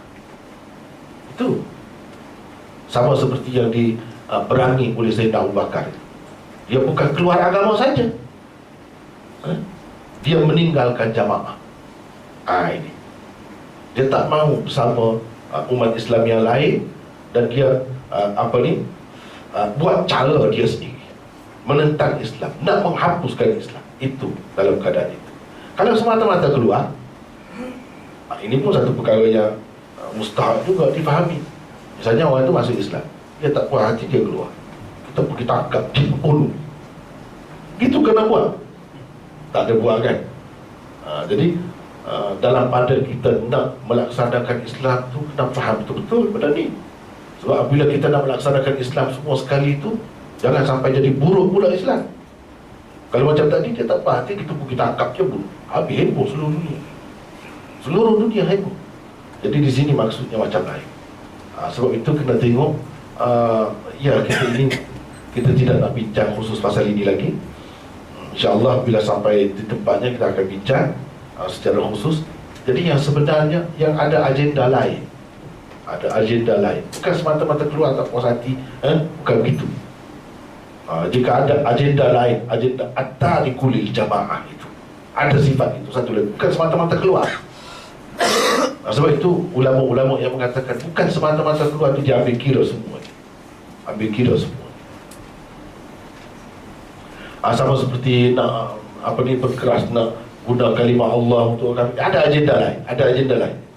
Bukan semata-mata guna. Kalau semata-mata guna Allah tu tak ada siapa yang patut. Zaman Rasulullah pun ada, semua tahu. Ini ada agenda lain. Kita kena faham ni agenda lain. Itu yang dibunuh. Seperti yang diperangi oleh Abu Bakar itu. Bukan semata-mata keluar, dia tak jelas, dia tak faham. Jangan kita mudah-mudahan dalam perkara darah ni, tak boleh. Jangan mudah-mudah. Baik, itu saja. Wa hisabuhu 'ala Allah. Selepas dia menerima Islam secara umum tu, yang lain-lain tak perlu kita korek, tak perlu kita selidik, kita pergi intik dia betul ke dia Islam, ya? Tak perlu. Kita kena ambil ini sikap yang mudah. Maksudnya ialah kita diperintah berurusan dengan seseorang berdasarkan zahirnya. Kita pergi ke suatu negeri, Cina katakanlah, ataupun negeri mana-mana, kedai makan dia Allah Muhammad, sudah. Tak payah tanya kamu betul ke Islam, mazhab mana, no. Tak perlu. Kamu sembelih macam mana, nak pergi tengok sebab sembelih dia, itu kena pegawai kita lah, tugas dia. Kita yang umum ni cukup. Satu produk kita kata, makanan itu dah halal, cukup. Jangan diperiksa-periksa lagi jauh-jauh, susah kita jadi, susah. Jadi yang dia sebenar tu, dia nak berniaga, nak laku barang dia, sebab itu dia buat, itu serah kepada Allah. Dia dengan Allah. Orang Islam tanggungjawab. Kalau Islam betul, dia buat macam tu, penuh tanggungjawab. Sebab apa, yang nak makan dia semua orang bayarkan lah. Jadi dia kena jaga betul-betul. Begitu juga tuan punya kilat dan lain-lain yang buat kerja ni, dia mesti fikir, dia bertanggungjawab terhadap selama mana orang. Dia berdosa, Allah tahu semua itu. Jadi orang Islam bila ada akidah tu kan, selamat. Kita kena percaya lah. Tak payah dah kita usul periksa dia beli di kedai mana ayam tu, sembelih macam mana, tak perlu. Yang pentingnya dalam keadaan macam tu, bismillah, jangan lupa. Sebab Nabi pernah ditanya, ni macam mana dia sembelih, Nabi kata tak perlu, kamu bismillah. Asalkan dia pada zahirnya Islam, cukup. Tak perlu dah kita mengusul periksa lagi, sampai sedalam-dalamnya tentang dia, tak perlu.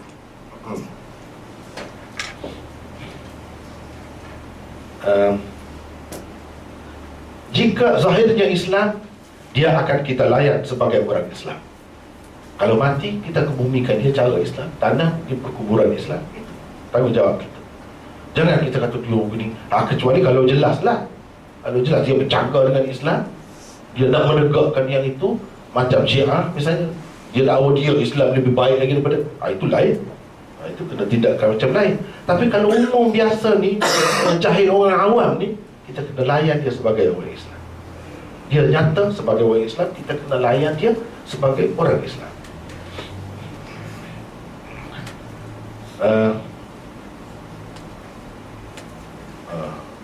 Dan jika zahirnya bukan Islam, maka kita akan melayaninya sebagai bukan Islam. Kita tak boleh kata, kenapa awak tak tanam saya di perkuburan Islam? Kita tak boleh kata begitu. Memang dia tak kata pun. Sebab apa? Dia telah pilih cara macam tu, kita akan layan. Tak boleh kata kenapa tak hormat kepada kita, tak buat. Dia tak akan kata pun kepada kita gitu. Dia nak dikebumikan di tempat dia lah. Tak kisah gitu. Dan kita tak masuk kedai dia. Kenapa tak masuk? Kita ada peraturan kita jaga peraturan kita. Halal haram dia tak jaga itu, patutlah kita tak masuk. Kita tak boleh kata apa. Kita layan dia sebagai orang bukan Islam. Rugi dia. Dia nak untuk dia Islam lah. Orang Islam akan pergi senang hati saja. Dia tak kira bangsa Islam, dia tak kira apa di mana-mana. Islam cukup. Dia akan layan sebagai orang Islam. Ini hak kita. Jadi dia tak boleh paksa kita pergi kedai dia makan makanan dia. Itu hak kita.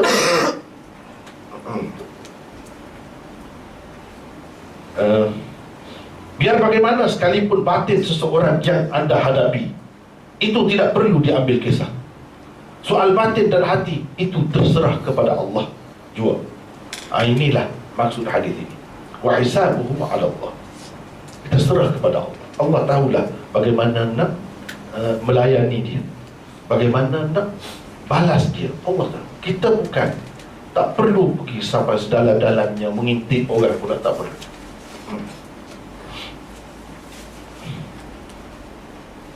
Jadi jangan kita kata bila makan yang orang kafir jadi gelap hati, gelap perut. Jangan kita orang kafir yang tiap hari makan babi, bila masuk Islam tak ada apa. Jangan kita terlalu takut sangat, nanti dia bubuh minyak babi dalam tu. Tak perlu. Kita kena mudah. Cara Rasulullah SAW ajar mudah. Dia bermakan keju yang dibuat oleh Yahudi, orang kafir. Dia makan. Kalau benda tu halal, makan, tak kisah. Kalau tidak susah kita naik kapal terbang, apa susah kita tu fikir nanti dia bubuh lemak babi dalam tu. Zahirnya tidaklah. Sudahlah. Dah ada je pihak yang bertanggungjawab. Cumanya kita kena ada tindakan lah. Misalnya kalau dia langgar gini-gini, ditutup kedai dia, ditarik lesen dia dan tidak dibenarkan lagi ni, kena ada tindakan lah. Jangan tidak ada tindakan pula. Apa yang dibuat misalnya di tempat kita di mana-mana pun, itu sudah memadai. Dan kita tak perlu usul sampai menyusahkan. Bukan begitu cara. Ini termasuk dalam wahisabuhu 'ala Allah. Wahisabuhu 'ala Allah. Cukup. Antara pengajaran yang dapat diambil daripada hadis ini ialah, satu, mengucap dua kalimah syahadat merupakan syarat untuk diterima seseorang sebagai Muslim. Yang kedua, orang-orang yang meninggalkan sembahyang dan zakat harus diperangi. Yang ketiga, Islam melindungi nyawa, harta benda dan kehormatan penganut-penganutnya, yang Nabi SAW kata ini sebagai ketua negara. Jangan kita ingat ini sebagai individu biasa, sebagai mubalik, sebagai guru agama, tidak. Ini sebagai ketua negara. Kalau orang kafir pun duduk di bawah naungan Islam, bila dia jaga, dia taat kepada pemerintah, pemerintah berkewajipan menjaga hak dia. Orang Islam begitu juga. Ini pemerintah, tugas pemerintah. 4, segala hukum hakam berlaku berdasarkan zahir. Soal hati terserah kepada Allah juga. Yang kelima, orang-orang yang telah mengucap dua kalimah syahadat, bersembahyang dan memberi zakat tetap terikat dengan hukum hakam Islam yang lain, sebab ia termasuk dalam illa bihaqqil Islam tadi. Yang keenam, berdasarkan kedudukan sembahyang dan zakat dalam agama Islam, sembahyang merupakan ibadat badaniyah. Kenapa disebutkan sembahyang? Dia berkait dengan tubuh. Yang ibadat yang berkait dengan tubuh ni bukan sembahyang saja, banyak lagi yang lain.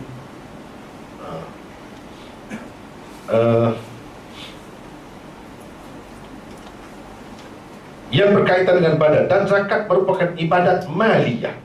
Ada juga ibadat yang berkait dengan harta. Zakat yang berkait dengan harta. Kalau berkait dengan harta sahaja, kita boleh wakil orang lain buat pun tak apa, kita bagi saja, kamu bayar, tak apa. Tapi kalau sembahyang tak boleh, dia berkait dengan tubuh kita. Kamu tolong sembahyang lah untuk saya, mana boleh. Tapi kalau maliyah boleh. Yang ketujuh, mengucap 2 kalimah syahadat dengan penuh yakin sudah memadai untuk seseorang itu masuk ke dalam agama Islam. Tidak wajib atasnya mempelajari dalil-dalil mutakallimin untuk mengenal Allah. Itu tidak wajib. Sekadar itu saja. Itu yang wajib. Yang lain-lain untuk mendalami itu cinta kemudian. Cinta kemudian. Kemudian 106, selain daripada Bukhari dan Muslim, hadis ini diriwayatkan juga oleh Ahmad, Nasa'i dan lain-lain. Hanya sekadar itulah, habis dan nota ni. Wallahu akhiru ta'ala. Alhamdulillah.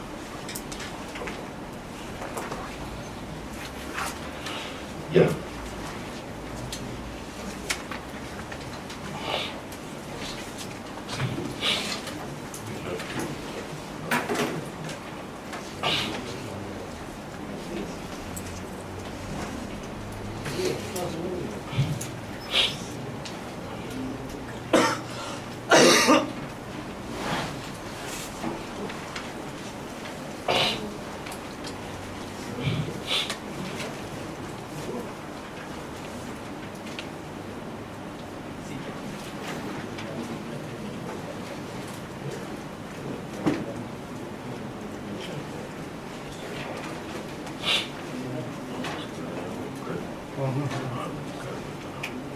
Sekarang ni komputer kan, semua guna komputer, jadi tulisan tangan itu semakin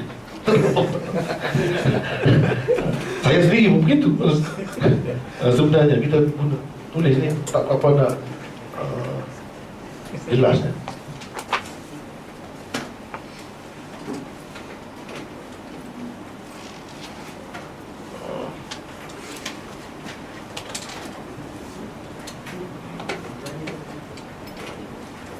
Sekiranya bukan untuk dibahagikan dalam apa ni, sesi soal jawab tadi, kalau tidak silap saya ada mendengar apa ni, Rasulullah SAW apa ni, menyimpan bekal selama setahun.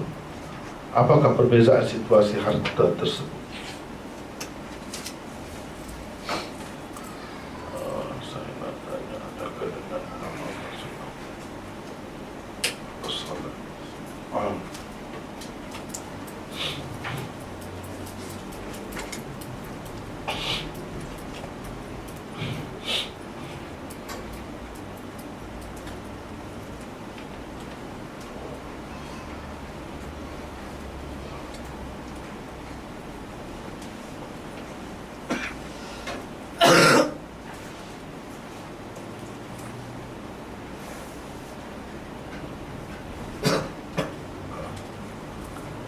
Jadi ada 2-3 soalan di sini. Yang pertama, bagaimana dengan status seseorang Muslim itu apabila ia mencari kebenaran, contohnya dalam mendalami ilmu agama, kemudian tersesat jalan dan meninggal dunia dalam keadaan sesat, apakah ia ke syurga atau ke neraka? Sebenarnya saya sudah jawab soalan ini, soalan yang seumpama ini beberapa kali lah. Boleh dilihatlah, mungkin yang saya jawab nanti ringkas sangat, boleh tengok di tempat-tempat lain. Soalan ini sudah beberapa kali diajukan dan saya pun sudah jawab. Bagi saya, dan ada ramai lagi pendapat ulama, mereka mengatakan yang ini dikecualikan. Tidak. Yang ini kalau dia ada salah apa semua, akan dibalaslah seperti orang Islam juga. Akan dibalaslah sesuai dengan kesalahan dia tu. Kemudian masuk syurga. Tak termasuk dalam orang kafir yang kekal dalam neraka. Tak termasuk dalam. Dari segi hukuman dunia, kalau jelas ya, dilayan seperti tadilah, seperti orang kafir, tidak Islam. Tapi di sisi Allah, sebab itu dalam kitab-kitab Usuluddin, akidah, dia bincang banyak lagi. Ada orang yang kafir dunia, akhirat tidak kafir. Yang ini di sisi Allah tidak kafir. Ada orang yang kafir dunia akhirat. Ada orang yang kafir di akhirat, di sisi Allah. Di dunia tidak kafir. Jadi banyak pembahagian tu kafir. Ada kafir yang dalam nerakanya terus, ada yang ringan, macam-macam ada pembahagian itu. Jadi kalau macam orang Islam dunia akhirat, Islam yang betul, Islam dunia, Islam di sisi Allah juga, tidak kafir. Dalam kedua-dua keadaan, ada orang yang dunia dia kafir, tapi di sisi Allah tidak kafir. Berapa ramai dia mengucap sendiri, orang Islam tak tahu pun dia Islam. Di sisi Allah dia Islam kan? Di sisi manusia dikebumikan di perkuburan orang kafir. Kita layan dia bukan seperti orang Islam, tapi di sisi Allah dia sudah Islam. Dia Islam. Yang macam ni tak kenal kaya lebih dahulu lagi daripada orang Islam yang lain masuk dalam syurga, sebab dia bersih. Bila dia bertaubat, bila dia meninggalkan kufuran itu, dia tahu cara dia mengucap sendiri dia, tak ada orang tahu, Allah saja tahu. Di sisi Allah dia Islam, di sisi manusia, di sisi dunia dia tidak Islam. Boleh berlaku macam tu. Ada orang yang dunia Islam, di sisi dunia Islam, tapi di sisi Allah tidak Islam. Macam orang munafik, dia zahirnya dia menyatakan Islam, jadi orang tertipu dengan dia, tapi Allah tahu dia tidak Islam. Sebenarnya hati dia tak terima pun Islam. Dia banyak macam kan. Ada orang yang kafir dunia akhirat, kafir di sisi manusia dan kafir di sisi Allah juga. Ulama-ulama membahagi-bahagikan lagi. Orang kafir ni ada banyak macam. Ada yang mengkaji macam ni, yang mengkaji, dan dia sampai akhirnya tak bertemu juga dengan Islam, mati dalam keadaan begitu, tapi dia mencari kebenaran. Hidupnya baik, mulia, jujur, sifat-sifat yang baik itu ada pada dia, cuma dia tidak Islam saja. Dalam keadaan ni macam mana? Ada orang yang kaji Islam macam tadi, dia tak sampai. Ada orang yang dia tidak kaji, dia orang biasa, dia tidak mampu pun nak kaji. Dia tidak mampu pun. Dalam bahasa dia, kalau dia nak baca tentang Islam, tak ada. Nak baca pun tak ada. Dan dia bukan ahli kaji, bukan ahli fikir, orang biasa. Dia terikut dengan masyarakat dia, tapi dia baik. Dia baik, seorang yang amanah, seorang yang jujur, setia, baik kepada dua ibu bapanya, gini-gini. Macam mana? Dia tak dapat Islam. Adakah dia termasuk dalam orang yang tak sampai seru? Hukum orang yang tak sampai seru seperti ahli fatrah lain, dia berbeza. Ada orang yang dia ada Islam, tapi Islam yang ada itu buruk, tidak menggambarkan Islam yang sebenar. Dia benci kepada Islam, sebab masyarakat Islam tidak menggambarkan Islam yang sebenar. Dia keliru. Dengan sebab itu dia tidak Islam. Ada juga kafir macam itu. Jadi banyak macam. Adakah hukumnya sama? Sesetengah ulama mengatakan yang kafir kekal dalam neraka itu ialah kafir yang tersebut di dalam ayat Allah, wajahadu biha wastaiqanatha anfusuhum zulman wa uluwa. Itu yang kekal dalam neraka. Ini orang kafir yang menolak Islam, tak menerima Islam, sedangkan hati dia tahu Islam itu baik, dia yakin Islam yang terbaik, ini agama yang benar, tapi dia tak terima juga. Untuk apa? Kenapa? Zulman wa uluwa. Sebab kalau dia ikut Islam, dia tak boleh nak meneruskan kezaliman. Dia tidak dapat mengekalkan kuasa dia, kedudukan dia. Kerana kedudukan dia tak mahu terima Islam, padahal dia yakin dengan Islam. Itu yang macam tu. Adapun yang lain-lain tadi terserah kepada Allah. Masyiah, yang dikatakan masyiah Allah, terserah kepada dia. Besar kemungkinan mereka itu, bagi ulama-ulama ini, termasuklah Syekhul Azhar dalam Syekh Mahmud Syaltu, dalam kitab ini dia bahas tentang perkara ini. Ini Al-Haddul Fasil Bainal Iman wal Kufr. Di bawah tajuk itu dibagi. Bagi dia dan ramai lagi ulama yang lain, sebenarnya saya pun lebih setuju dengan itu. Ini tak termasuk dalam kafir itu. Kalau dia masuk dalam neraka pun sama seperti orang Islam, dia masuk juga dalam neraka. Kerana dia makan riba, dia buat zalim terhadap mana-mana orang, dia masuk dalam neraka juga. Di kafir dia masuk dalam neraka juga, tapi akhirnya keluar dengan rahmat Allah. Dengan limpah kurnia Allah, akhirnya dia masuk surga. Itulah secara ringkas. Sebab kita tengok macam Ahlul Fitrah, ayah Rasulullah sallallahu alaihi wasallam, ibunya, dan apa lagi yang lain, Ahlul Fitrah tu dia ahli syurga, ulama kata. Dan ulama pegang dengan ayat wa ma kunna mu'adzibin hatta nab'atha rasula. Kami tidak akan menyeksa sesiapa pun selagi tidak menghantar rasul. Termasuk dalam menghantar rasul ini hujahnya cukup lengkap. Dia tak mau terima juga. Tapi kalau hujahnya tak lengkap, tak sampai pun, semacam tak sampai seru lah, itu tak termasuk. Tak termasuk. Dia macam ahli fatrah juga, tidak akan diseksa oleh Allah. Kalau dia tidak ada melakukan kesilapan yang berkait dengan manusia lah. Kalau dia ada, kena balas seperti orang Islam juga. Jadi di situ tidak ada nampak penganiayaan kepada mana-mana pihak. Rasanya kepada yang muskil benda-benda macam ni, baik dia pakai yang itu kalau muskil. Yang kedua, dalam hadis Imam Abu Dawud yang dibincang pagi tadi, baginda takut mati dalam keadaan barang-barang itu masih ada lagi padanya. Apakah hadis apakah hadiah apa ni? Hadiah itu diamanahkan untuk dibahagi-bahagikan. Bukan hadiah. Ada sebut hadiah tadi. Dia sebut hadiah dah. Hadiah daripada fadak. Satu, kalau kita kata sebenarnya ini bukan hadiah, maknanya ini hak kerajaan sebagai faid dan sebagainya. Cuma hadiah itu ditafsirkan oleh rawi sahaja, yang sebenarnya itu sebagai faid, sebagai cukai dan sebagainya. Jadi ini hak orang ramai. Jadi bila hak orang ramai patutlah begitu. Satu. Yang kedua, kalau memang itu hadiah, memang hadiah diberikan kepada dia, kepada Rasulullah, dia merasa bersalah lagi sebab masih ramai yang memerlukan. Kepada dia, mungkin kepada kita jadi hak kita tak apa dah, tapi kepada dia, dia orang yang sangat tinggi kedudukannya, dia sampai tak boleh tidur kadang-kadang. Orang-orang macam ni bila memikirkan orang-orang sekeliling yang memerlukan.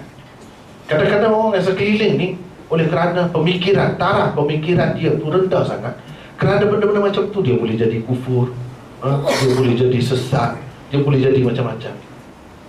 Orang-orang yang hebat, orang-orang yang tinggi fikirannya, orang-orang yang dikurniakan oleh Allah kebijaksanaan, dia tidak akan tercabar, tidak akan merubah akidah dia dengan benda-benda macam tu. Tapi ada orang-orang yang macam tu, maka dia jadi resah. Walaupun hak dia sepatutnya diberikan kepada orang lain untuk menyelamatkan dia, boleh jadi dia berasa bertanggungjawab di situ.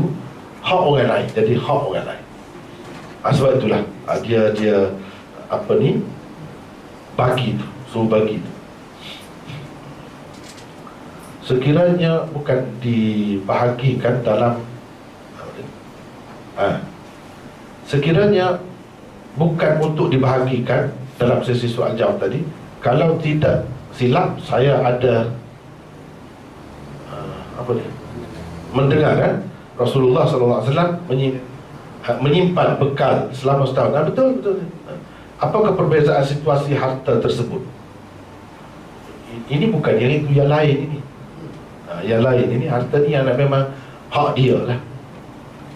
Jadi dalam keadaan senang Nabi SAW simpan untuk setahun. Kalau sesuai dengan keadaan kita, kalau kerajaan bukan dia fikir untuk setahun, untuk 50 tahun mungkin, untuk 100 tahun, itu sesuai dengan keadaan lah. Ini untuk individu, keluarga, boleh macam tu. Orang yang macam Rasulullah tu, yang kuat tawakulnya, sifat tawakalnya kepada Allah itu begitu kuat, itu pun dia simpan. Kita yang lemah ni, kalau kita nak simpan 2 tahun, 3 tahun pun tidak salah. Kira-kiranya begitulah, kalau kita mampu dan tidak termasuk dalam fikir dunia, tak termasuk dalam. Yang nak pengajarannya apa? Kalau kita susah, kita boleh menghadapi susah dengan tenang, seperti Rasulullah. Dia buat cara susah. Kalau senang, dia buat cara senang. Sebab itu kita tengok Rasulullah dalam keadaan disebutkan sebagai seorang yang zahid, disebutkan kemuncak, tidak, hatinya tak terikat dengan dunia. Dia mewah, makan ayam, kambing, semua dia makan. Tidak kata macam Sami, macam padri, tak kahwin. Ada. Segala yang dunia ni dia buat. Dia makan yang sedap-sedap pun dia makan. Tak ada kata makan bertih. Tak ada. Jadi semua ni menunjukkan kepada kita tidak salah kita menyimpan harta macam tu. Bahkan Rasulullah, ada sahabat dia nak bagi, nak sedekah kan, saat Nabi Waqqas bila dia sakit, dia ada anak perempuan saja masa tu, dia nak bagi semua, Nabi tak bagi. Kamu tinggalkan anak pinak kamu dalam keadaan dia tu kaya dia semua, lebih baik lagi daripada dia papa ke dana menghulur tangan minta sedekah dengan orang. Dia tak bagi. Saat nak bagi semua tak bagi. Nak bagi separuh tak bagi, banyak lagi. Nak bagi 1/3 itu pun banyak kata dia, tapi boleh dah. Jadi yang lain tinggal kepada anak pinak. Ditakdirkan Allah SWT bagi umur dia panjang, lepas tu dia kahwin lagi, dapat anak lelaki sama mana lagi. Jadi dengan sebab itu, jangan kita bila menghadapi satu keadaan itu kita rasa tak ada dah kita. Jangan habis harta kita nak ambil, jangan gitu. Rasulullah tak bagi. Dia suruh kita simpan juga. Jadi ini semua sebagai panduan, anjuran dia supaya menyimpan harta. Fikir orang lain, fikir anak cucu tak salah. Itulah antara dalilnya. Wallahu a'lam. Kemudian Maulana, saya nak tanya, adakah dengan mengamalkan sunnah Rasulullah SAW di Malaysia, lepas salat nanti kita tidak akan berzikir beramai-ramai lagi?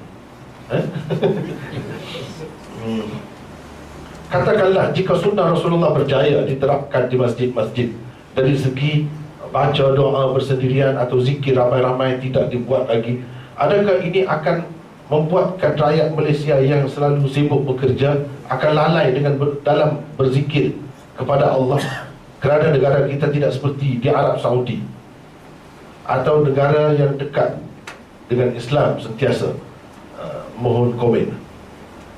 Jadi ini sebenarnya amalan individu. Amalan individu. Tugas imam, kaitan imam dengan makmum daripada Allahu Akbar sampai salam, setakat itu saja. Yang lain-lain tak perlu kita ikut pimpinan dia, kan itu. Tak perlu bila dia baca ini kita baca itu, ikut dia. Tak ada sunnah, sebenarnya memang tak ada sunnah. Ini masalah peribadi, nak baca yang itu kan, yang lain kan boleh. Tapi oleh kerana masyarakat kita dijahil dahulu kan, satu tu pun, satu cara tu pun lama mana namanya tak ingat lagi dah. Jadi itu sebab jadi biasa satu begitu. Kalau buat banyak, dia tak boleh nak pegang mana satu. Dulu orang buta huruf, sebab kita ni kebanyakannya buta huruf. Kemudian setelah belajar, kalau yang lain-lain tu kita maju dah, boleh belajar bahasa, berapa bahasa, macam-macam dah boleh belajar. Kenapa yang sunnah ni kita terasa berat? Yang Rasulullah ajar lepas sembahyang macam-macam, bukan cara yang umumnya dibaca tu saja, banyak. Sepatutnya kita pilih, kali ni kita baca ini, kali ni kita baca ini. Apa salahnya? Itu lebih baik kan? Sebab itu yang Rasulullah SAW tinggalkan kepada kita. Pada saya lah amalan yang jadi tetap ini, kerana tadilah masyarakat tu jahil dan tak mengajar masyarakat, asalnya begitu. Tapi dia jadi suatu ketetapan. Sepatutnya tidak gitu. Yang lebih baik kita ikut sunnah lah. Ni sampai mati kita tak pernah baca pun yang Rasulullah SAW ajar, antaranya ini zikirnya lepas sembahyang. Tak pernah baca. Sebab apa? Kita sudah jadi terbiasa mengikut-ikut dalam perkara itu. Sebenarnya ini masalah individu. Dia nak buat sendiri pun tak kisah. Benda kecil sangat sebenarnya. Kemudian kalau kita nak berdoa bersama pun harus. Nak kata sunnah tak boleh. Saya tak berjumpa sunnah tetap. Apa lagi kalau setengah-setengah tu dia baca lepas sembahyang tu doa sekali, lepas tu Al-Fatihah baca pula, doa sekali pula, dengan dua macam tu diselangi oleh Al-Fatihah gitu. Tak ada tu. Kalau ada kemukakan. Saya pun nak buat juga. Dulu saya pun buat juga. Tapi sebenarnya tak ada. Ini tak tahu datang daripada mana sebenarnya. Tak tahu. Jadi yang lebih baiknya kita ada masalah masing-masing kan. Doa Rasulullah diajar begitu banyak. Kalau kita ikut imam, kadang-kadang imam tu dia muda-muda, dia doa 2-3 doa. Masalah kita tak ada, tak selesai. Dia tak doa pun untuk itu. Kita doa amin-amin untuk masalah dia saja. Sedangkan kita berhutang nak menyelesaikan hutang, kita tak pernah doa untuk menyelesaikan hutang. Jadi benda-benda begini kan perlu diambil kira sebenarnya. Kita belajarlah sebanyak mungkin. Sebab doa-doa Rasulullah tu terlalu banyak sesuai dengan keadaan ini. Kita ni kita tak ada masalah tu pun kita minta juga. Kita tak tahu apa pun. Sedangkan sekarang ni sudah maju. Ada berapa banyak doa dengan terjemahannya, dengan apanya, senang, banyak. Sepatutnya kalau doa sendiri itu lebih baik. Tapi kalau nak doa berjamaah pun tidak salah. Rasulullah pun pernah berdoa, sahabat dia berdoa bersama-sama. Tapi nak kata lepas sembahyang, setiap kali lepas sembahyang begitu, tak ada. Doa berjamaah ada. Di tempat-tempat lain doa ada, itu ada. Tidak salah. Kalau lepas sembahyang pun tidak salah. Tapi jangan buat sebagai ketetapan sebenarnya. Itu jangan masalah. Masalah kecil. Kemudian berdoa 2 kali, 3 kali, 10 kali pun tak ada masalah. Tapi kenapa ketetapan 2 tu? Lepas tu dia jelas tu baca Fatihah. Dan dari mana? Saya tak jumpa sebenarnya. Dalam hadis tak ada. Tetapi dia bercampur baur lah. Bercampur baur. Kita sepatutnya belajar hadis, semakin baikilah diri itu. Baiki diri supaya lebih hampir, sebaik-baiknya betul-betul seperti yang diajar oleh Rasulullah SAW. Biar kita tahu. Jangan kita tak tahu. Yang ini sebenarnya ada asal, yang ini tak ada asal. Sekurang-kurangnya yang belajar hadis dia kena tahu yang ini ada asal, yang ini tidak ada asalnya. Orang buat ramai itu bukan bukti, bukan dalil, bukan hujah. Begitulah. Kemudian jadi tak ada zikir. Tidak, sebenarnya zikir dalam artinya yang luas.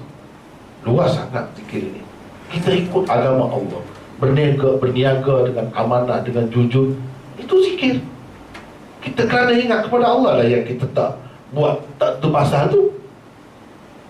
Kemudian zikir ni tidak syaratnya duduk, sampai berjalan pun zikir. Dalam Quran ada sebut alladzina yadhkuruna Allah qiyaman wa qu'udan wa 'ala junubihim. Dia sebut banyak zikir. Jadi tak timbul masalah kalau kita tidak lepas sembahyang itu tak ada zikir. Sebab bila tengok cermin pun ada zikir. Bila nak pakai baju pun ada zikir. Itu sambil-sambil lah. Bila nak bawa kenderaan ada zikir. Itu bukan lepas sembahyang. Lepas sembahyang kan, sebelum sembahyang kan, bila-bila ada sentiasa zikir. Lebih baik lagi kita buat begitu sebenarnya. Kalau ikut sunnah kita tidak terikat dengan lepas sembahyang saja. Lepas sembahyang tu ada, memang ada zikir-zikirnya. Di lain-lain berapa banyak lagi zikir-zikir. Nak masuk pasar ada zikir. Semua ada. Kan lebih baik kalau kita takkan nak masuk pasar kita nak duduk. Sambil-sambil berjalan kan. Sambil-sambil berjalan lah. Kemudian ini amalan masyarakat kita ni pun pelik juga. Dia kalau doa mesti angkat tangan. Tak mesti. Macam mana kalau kita nak bawa motor sikap? Subhanallazi sakhara lana tu. Ini. Tak perlu. Jadi sebelum makan semua angkat tangan. Itu saya nampak macam Kristian pula. Tak ada sunnah. Baca bismillah, itu ada. Itu ada. Adapun doa tu masih lagi ada khilaf-khilaf lagi. Dari segi kekuatan hadis tidak kuatnya ada lagi. Kalau nak baca pun tidak mesti angkat tangan. Tapi kalau angkat tangan salah ke? Tidak salah juga. Tapi jangan buat satu ketetapan. Satu ketetapan sehingga kalau orang kata dia mesti begitu. Macamlah Rasulullah setiap kali dia angkat tangan nak makan. Tak. Benda ni benda kecil tapi kena faham. Kena faham, jangan keliru. Jadi itulah rasanya secara ringkasnya. Wallahu a'lam. Tanya pakai sutra kan? Kalau di masjid-masjid ni macam mana? Kalau sutra tu pembatas solat, contohnya di masjid kita dah ada lain-lain je kan? Itu sudah insyaAllah sudah mencukupi. Kalau masjid besar sudah memadai. Kalau kita tidak lalu di celah tu, maknanya kita tidak melanggar lah, lalu depan. Kalau macam kita solat di rumah yang tidak ada sutra tu, kita kena letak ke? Letak. Kadang lah. Letak. Wallahu a'lam.